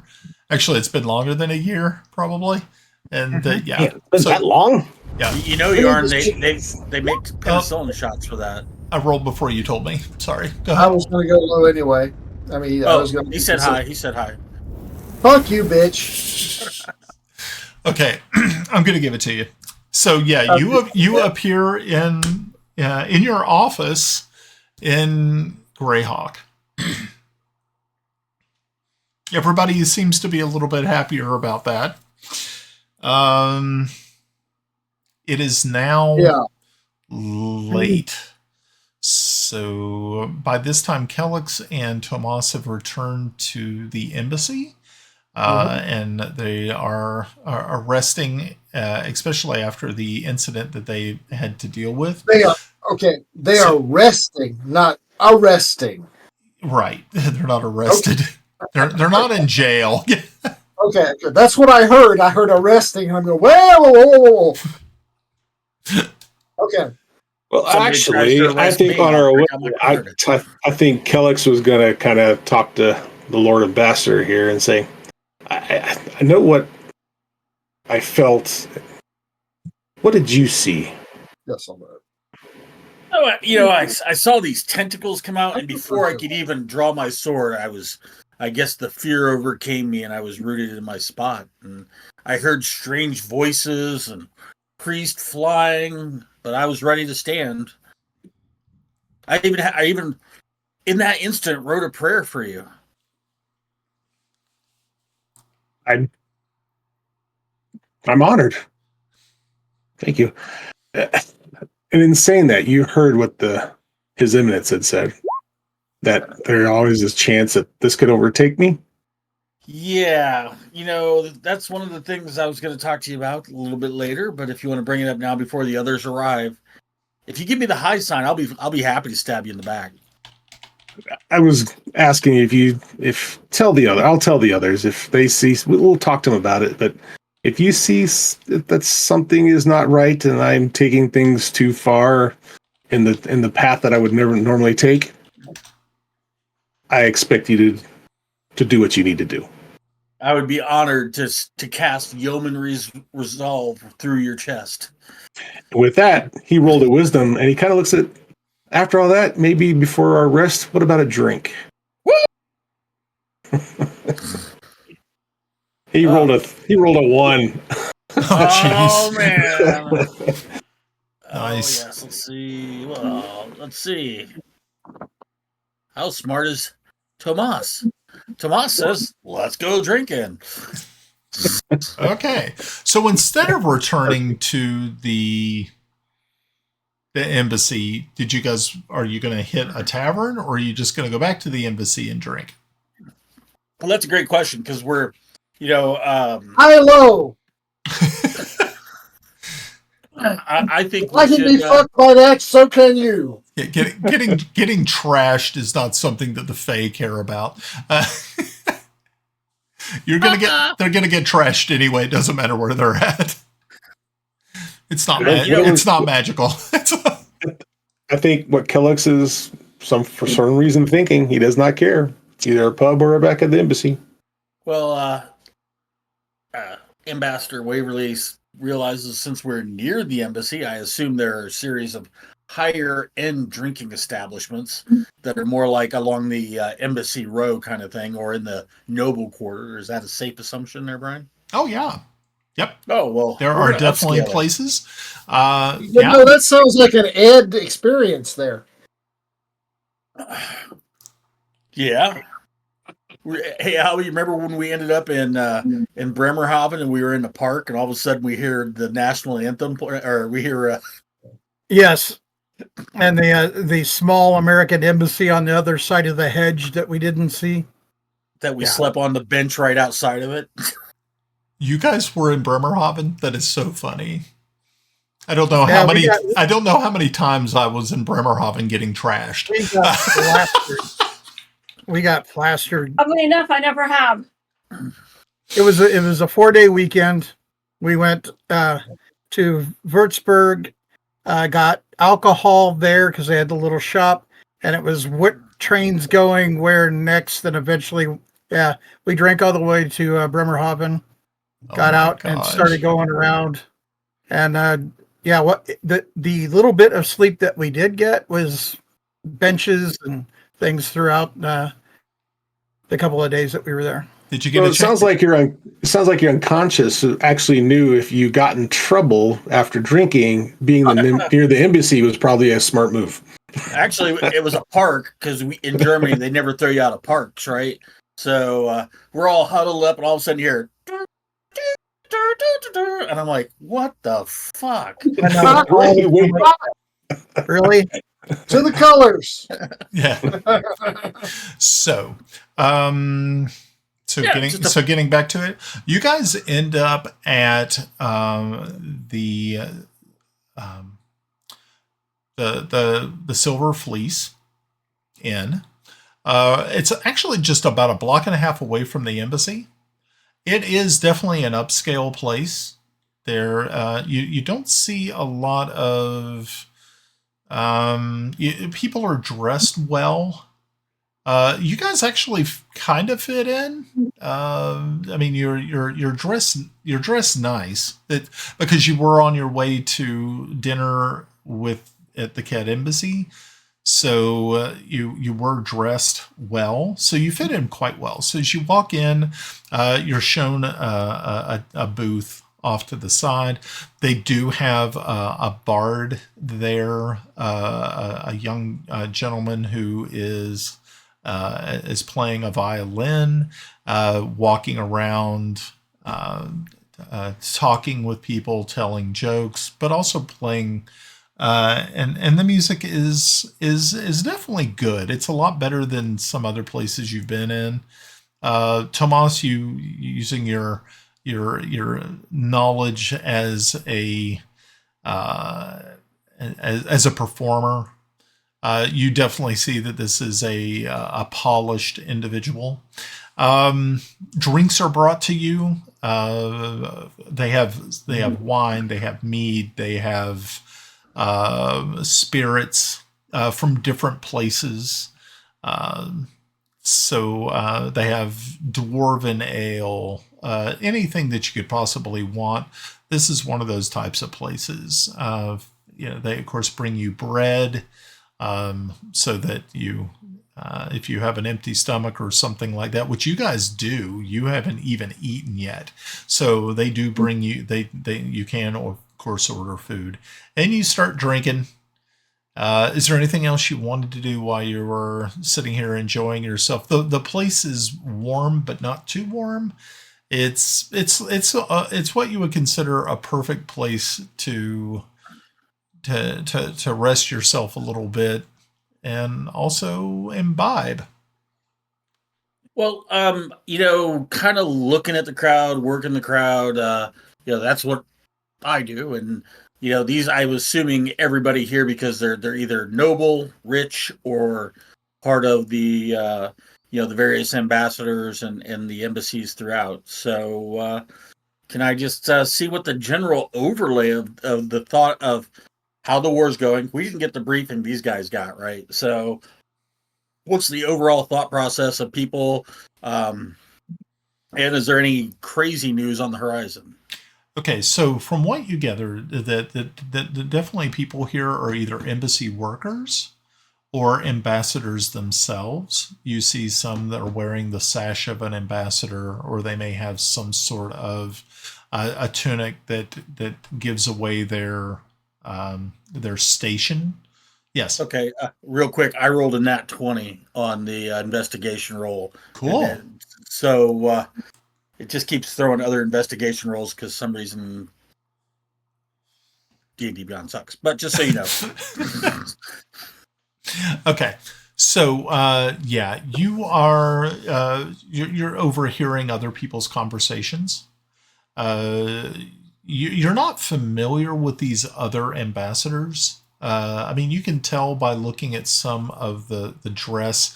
You can tell that they're, you have an idea. Some of them may be from countries that are nearby or even allies. But you do hear on the lips of some is of the success of the alliance that has gathered around Bissell. And also you hear of the return of Sir Timothy Truelight to Pellic. He is considered a national hero, right up there with Kelex himself. So this is excellent news. Real quick, He's my replacement. Is Kelex traveling incognito, or is Kelex traveling as Kelex? Well, Kelex is not a master of disguise in any way, shape, or form. So no. He's not very stealthy either. So you do, every once in a while, you do have people that come up to your table and will have bought a round of drinks for you, both of you. So, you can tell some of these people are definitely allies. So after a while, you're not even paying for drinks anymore. You are getting trashed by allies. So that's kind of nice. I was like, another wisdom check. Okay. It gets a little better, but not much. Oh, well, shit, didn't realize making wisdom checks. Being a good representative of our country, I will take their drinks happily. Okay. So yeah, after a while, so Tomas, you're trying to keep. You're more kind of there to do a fact finding, trying to listen. So you're not keeping up with Kelex. Kelex he's fighting something. And he's trying to kill it with alcohol. And you know what it is because you saw it happen. So you're kind of keeping an ear to the ground, keeping an eye out, Kelex is not. He's trying to find a little bit of peace at the bottom of a tankard. Put a little bit of salt in his beer to help fight the tentacles. Want to tempt the tentacles? Come on out, boys. Come on out. Yeah, I am keeping a windward eye his way, but I realize he needs to drink. I'm gonna do a song for Hieronius for him, perform. And by the way, do I recognize the other bard? No, you don't. You've never met him before. And you said he was good, huh? Yeah. He seems very what you would consider pretty accomplished. He's sawing on a fiddle and playing it hot, so to speak. Little devil went down to Georgia. He was looking for his soul steel. All right. Well, let's see. I'll wait till he gets a brim, and I'll do a song about the bravery of Sir Kelex and how the blessings of Hieronius fall upon him. Okay, give me a performance check. Damn. Jeez, dude. Another round. For some reason. I don't know. Well, I got to look at it like this. Let's say you did 3 sets. The other bard joins in, and you just end up murdering the entire night, just making it happen to a point where they put a hat out for you, and you end up splitting the proceeds with the other bard. You end up walking away with 25 gold pieces. Oh, I leave it to the other bard. I end with Stairway to Heaven, because that's always a crowd pleaser. There's somebody in the back yelling, "Free bird! Free bird!" I say, nope. We might be flying later, and I'm not going to tempt fate. Okay, very good. So, nice. So you guys have done that. People back at the Citadel, what are you doing? Yarn, of course, you can do whatever you want. This is your office / home, so to speak, home away from home. Everybody else, though, I'm not sure what you had planned. Raven, well, if they want to crash in the office, they're more than welcome to, but I would suggest they go back to the embassy. Yeah. I think that we need to get Ela back to the embassy. Right. Okay. Now, while they're doing that, I go down to the information desk again. Okay. Back to the information kiosk. Okay. Yep. What are you asking? First off, I put 20 gold pieces on the table, on the counter. Okay. I need a personal service. I don't think you could get a woman at this time. I wasn't looking for a woman. Damn it, woman! Stop. I don't think you get a little boy this time of night. What I'm doing is I'm bribing the shit out of these guys. And okay. So they look at each other. These 2 apprentices, and because Master Yarn, what is it that you're? Can you be a little bit more specific, please? Yes, the easy one. Is I need the material components for a secret chest spell. Oh, of course. Yes, we can get those for you. With the caveat of the smaller chest, the replica, be small enough to be swallowed. Oh, that's interesting. Sure, we can get you the supplies you need. Yes. Yes. The second, and this is where the money comes in, I want a staff of power. I will be willing to pay for a staff of power. I will be willing to pay those that help me find a staff of power. You see both of them kind of wince a little bit when you say staff of power, and they're like, "Well, I understand.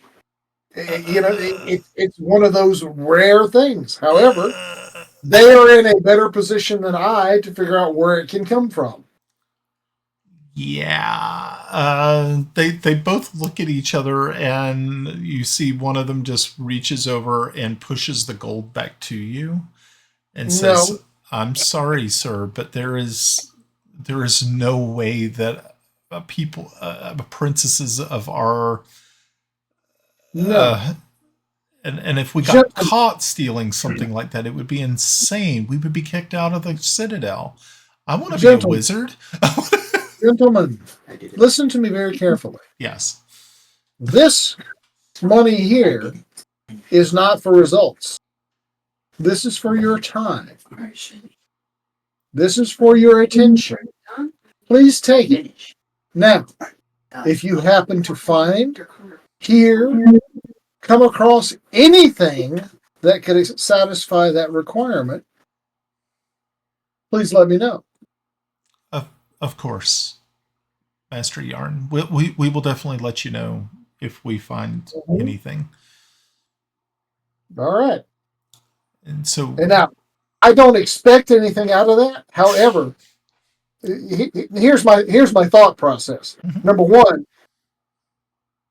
they are in the know more than I am at this point in this area. Yeah, you're still kind of new.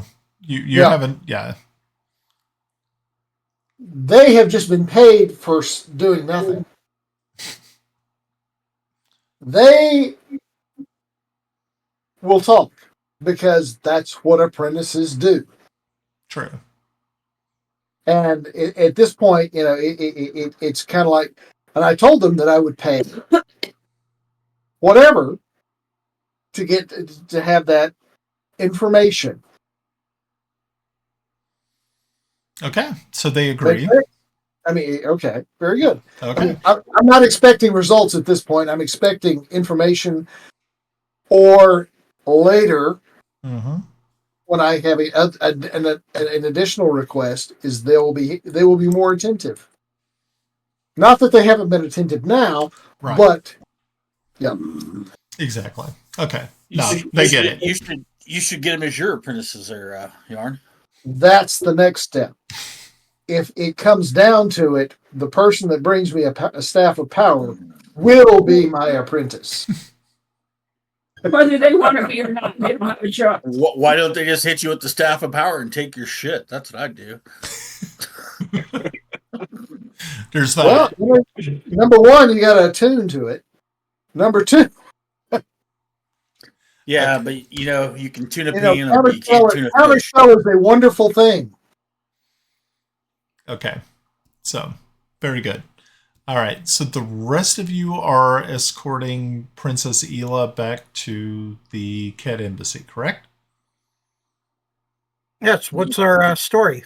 Okay. Who So the fuck knows? as I you mean, all as you all are walking down Embassy Row, about a block and a half away, you hear the sounds of a lute, and you hear the sounds of coming from an interesting tavern not too far away, and make a perception check.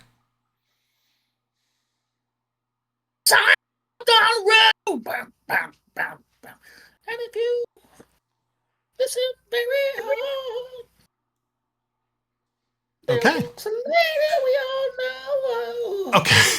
So, as you all are walking by the Silver Fleece Inn and Tavern, you hear the dulcet tones of one bard, obviously being accompanied by a second, and you can hear the voice of Lord Tomas reaching past the open door of this establishment. He's even got his Jimmy Page codpiece on. Oh, Lord. Okay, wasn't ready for that. But okay. Twice nothing is still nothing, Ed. Okay. So, of course, you have an option. You can ignore it or you can continue on. That is totally up to you. as you look around at each other, realizing what you're hearing. For the record, it's a good performance. Yeah, I mean, you did really good. Matter of fact, it was a 22. If you all may forgive me just a moment, I'll be right back. Okay. I'm going to run into the establishment. Okay. So as you run in, you see that the place is pretty packed. It seems that everybody is definitely enjoying the performance. You see Lord Tomas is up on stage, like a center aisle sort of thing, with another bard, and they are doing the Stairway to Heaven. You look over, as you look around, you spot a. You realize it's definitely Kelex. Kelex, I need you to give me one more wisdom, or actually give me a Constitution save real quick. I want to see if you're still up. A save? Okay. Yeah, do a save. Oh, wow. Okay, he's actually still conscious. So that's really, really good. You can see that he has turned up another flagon of mead, and it looks as though he is feeling no pain, but he does not see you immediately. What are you doing? I'm going to walk up behind him and just, hey, Kelex. Okay, so Kelex, you turn and you see that Timble is standing there. Timble! Oh yeah, and you're messed up. So you go right ahead and play that up. Timble, my friend. I try to give Timble a hug. Oh God. A 6'4" guy trying to give us. It looks like you're trying to abduct him. Give him a hug back. I love you, man. Hey, Turkey, gotta go. another round of drinks. Amber Alert going across Greyhawk. Hey, we gotta go, bud. Go? We got drinks coming. No, but we got everybody outside. We need to hustle. Tell them to come in. No, we've got places to be. Come on. Hey, is Kip with you? Because I've been wanting to try one of those dwarven drinky things, and I thought I'd ask the expert. And indeed, he is with us, and maybe he will have one secret. The outside? So Yeah. Kelex is going to go wander outside, open the door, and look around and see if he spots him.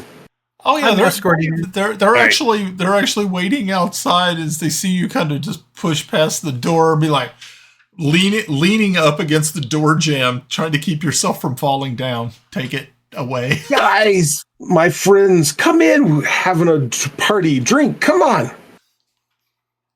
No. All right, let me do a little wisdom check here, just for future. Oh, to have a cantrip that could Oh, there we go. cleanse geez. the alcohol. No, doesn't work. Guys, come on. Tomas is rocking this place. Kiffy, do you have perhaps something you could do to cleanse this person? Because he is, he's drunk. He's shit-faced. Yeah, well, I could cure poison. I think that would probably work. It might work. Yeah, let's try it. Okay. That's a pretty good use of that spell. It actually is. Yeah. Yeah. Yeah. So, I'll cast Lesser Restoration on. Oh wow. Kelex. Oh yeah. That'll definitely help him. Okay. Most likely you don't. I mean, I don't think that requires a savings throw. I would hope not. But you just never know how bad. Well, I mean, Kelex is screwed up, and he. Well, that's a good question. Can I refuse? No, I don't think so. Can you fight that? You're like, I don't want to be restored. restored. I Do want you to have be. the capacity to I want to to say be. no? I want Well, to be it's tore a up. touch spell, but I think that he wants to be touched right now. So Okay. Yeah, that sounded good. Okay, so yeah, you reach out and and do that. And as Kiffy's casting spell, I think this is where Lord Tomas is starting his Freebird session. Freebird is going down. I rolled a 19. I used my inspiration to make sure it was a good one. Nice. Okay.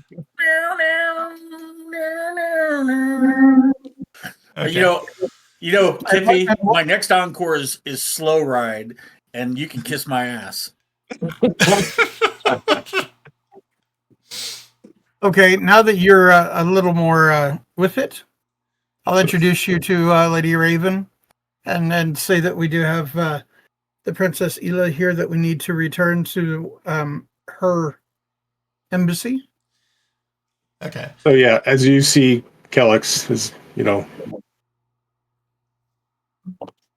freed from his intoxication. You can see that he's it's like sudden sober, right? And then you can also realize that he's just not too happy with it. He was okay where he was at, but We can get you there again. So I understand, Timble, but yes, it's time. We can't dither here much more. Well, I do need to go get Sir Tomas. Yeah, let him finish. Let him finish. He was good enough to stay with me. But let I him finish his set. So much. I thought I would. Out of character, do you remember flipping pennies when you're in high school or junior high? When you used to do that? And you could. Yeah. I was pretty good at that. I was going to see how good I would be with coppers and his forehead. It's Freebird. You might start a riot. I got to get his attention. Okay. So as Kelex, as you sort of sober up, you can feel that you're a little bit more in control of yourself. You're no longer slurring your speech as before, not hugging strangers and things like that.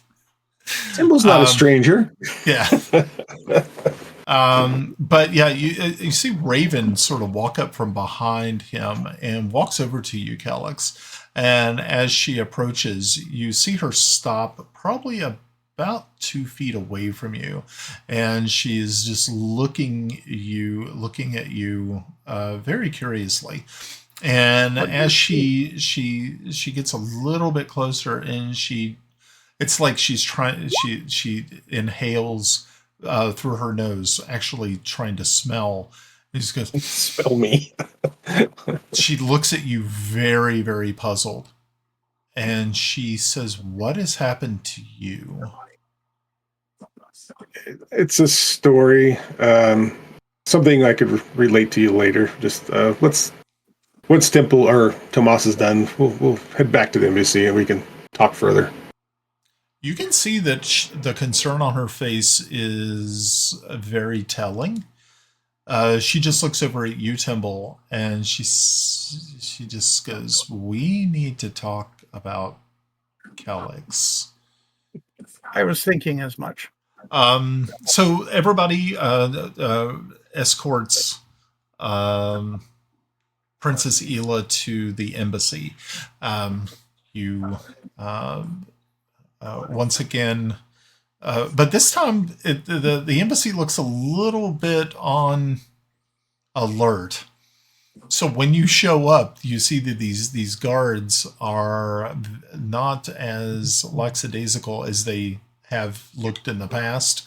And once they see the princess, it looks as though somebody had either tipped off the staff here at the embassy that she was missing, and you just have kind of a strange feeling. But Ela, she walks to the guards and says, "I'm back. Do not fret. I was not harmed." You see that they part and allow her, and she up on the porch landing. She turns, and as you all are waiting by the street, she wishes you good night.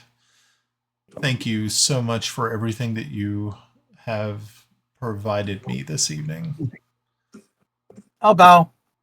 Yes. Have a good evening.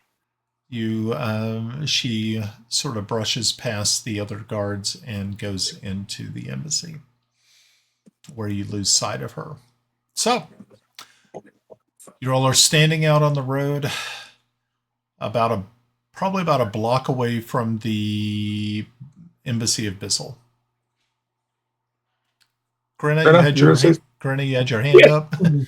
Yes, before she ran away, I wanted to give her my little bird to tell her if she needed anything to send it. Oh, very nice. Okay, yes, she readily accepts your mechanical owl and whispers down to you and said, "I will take very good care of it. Thank you so much,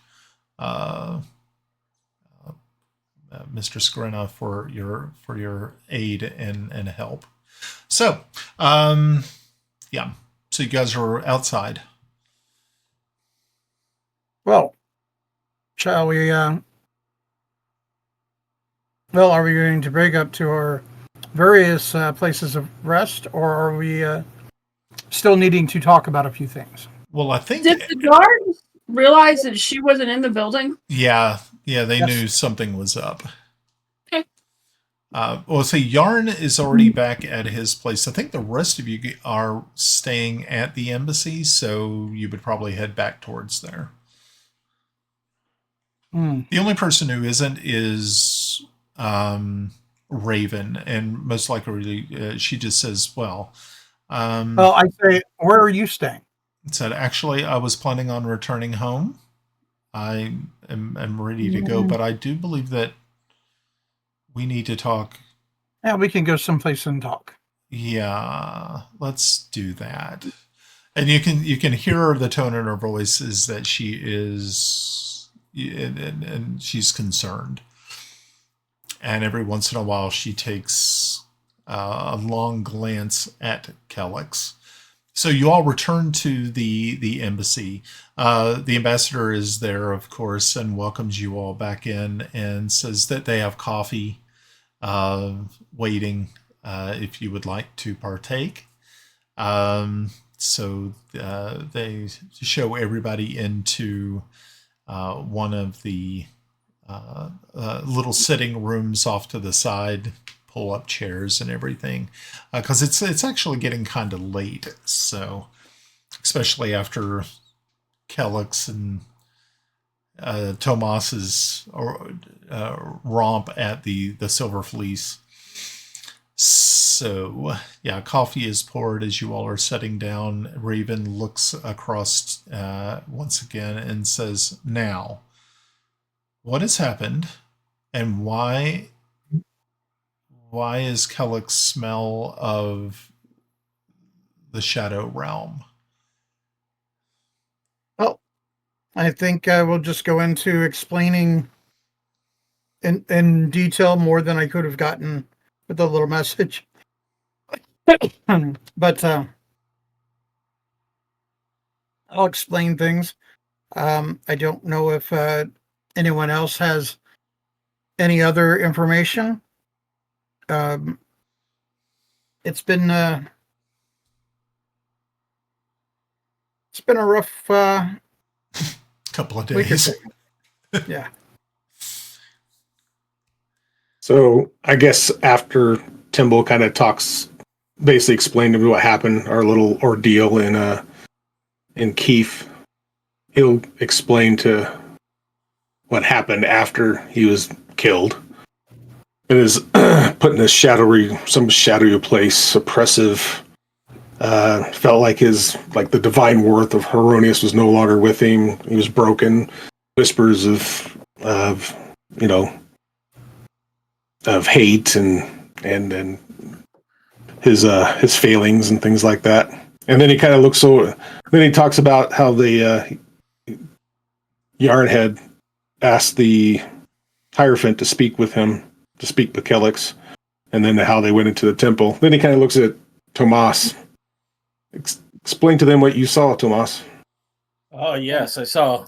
As the priests were performing the service, these tentacles coming out of his body and slinging powerful priests around the room until they were able to at least abate it and push it back in and allow him to gain control. Actually, out of character, real quick.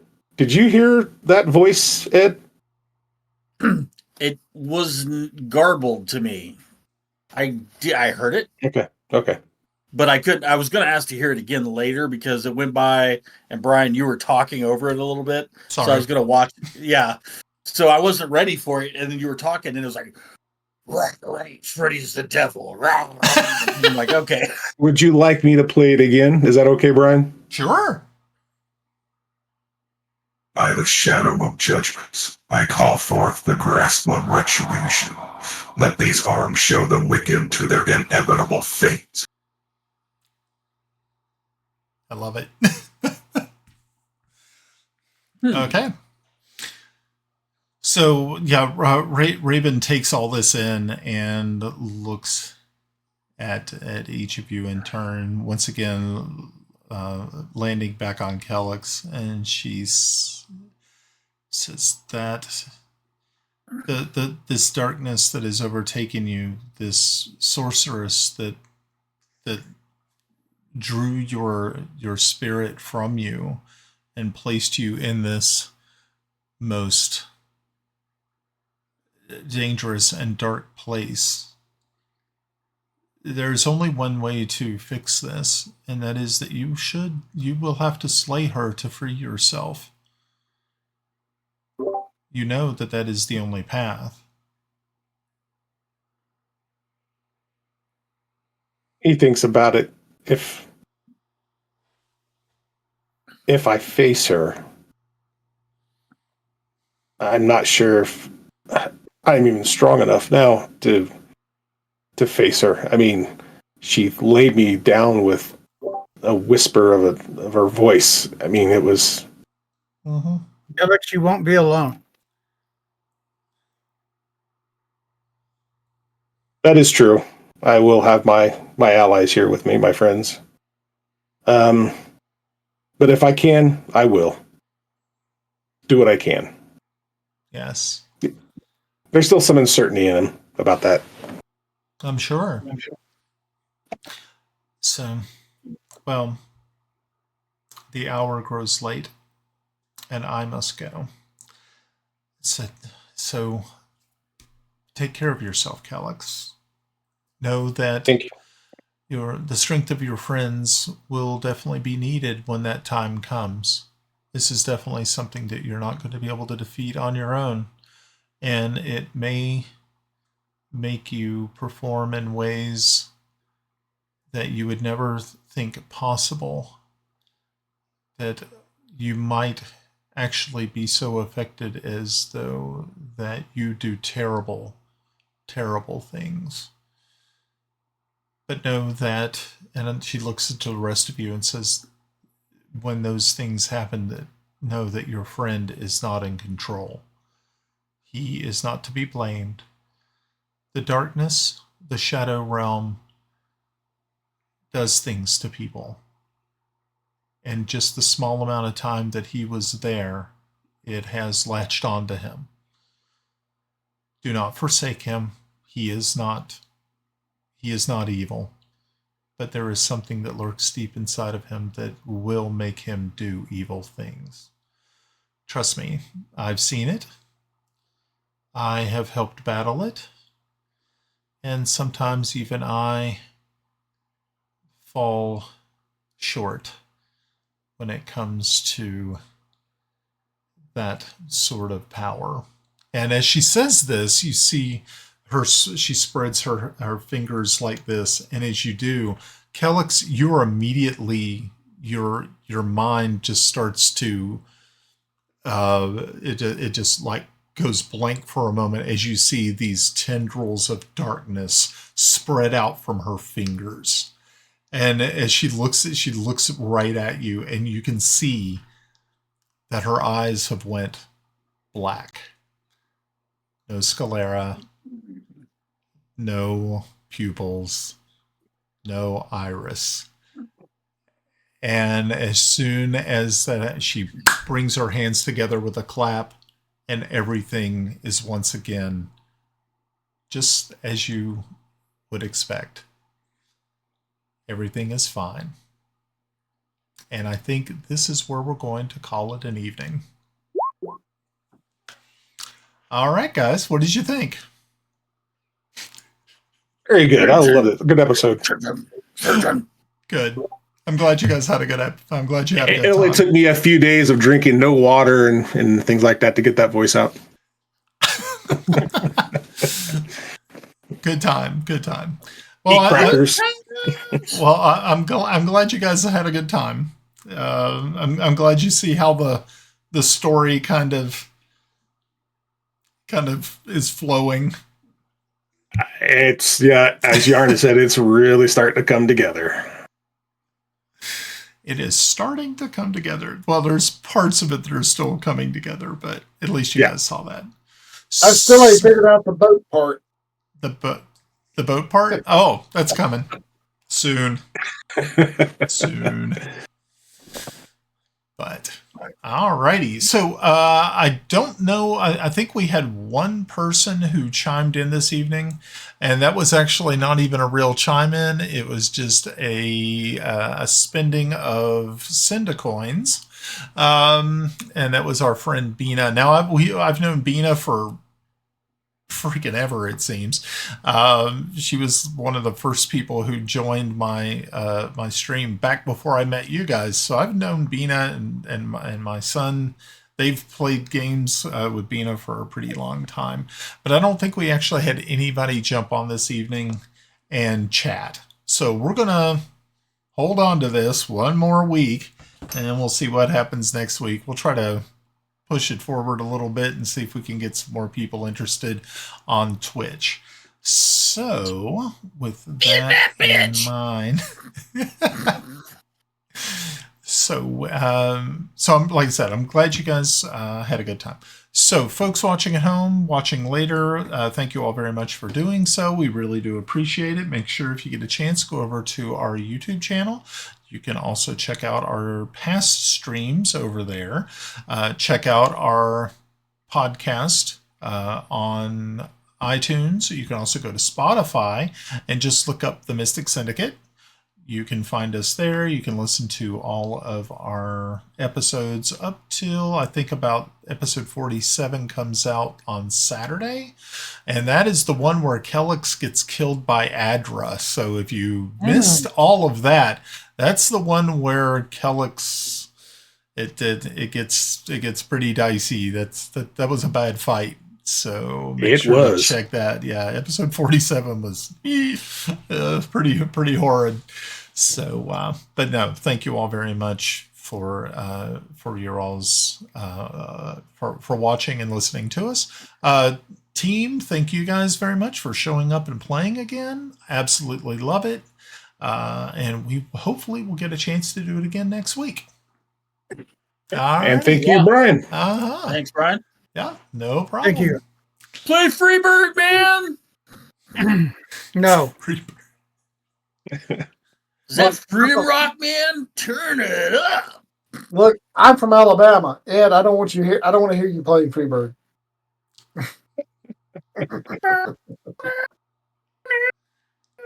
Or how about just Sweet Home Alabama? That works too, you know. It's even worse. Oh, is that worse? Voice. Okay.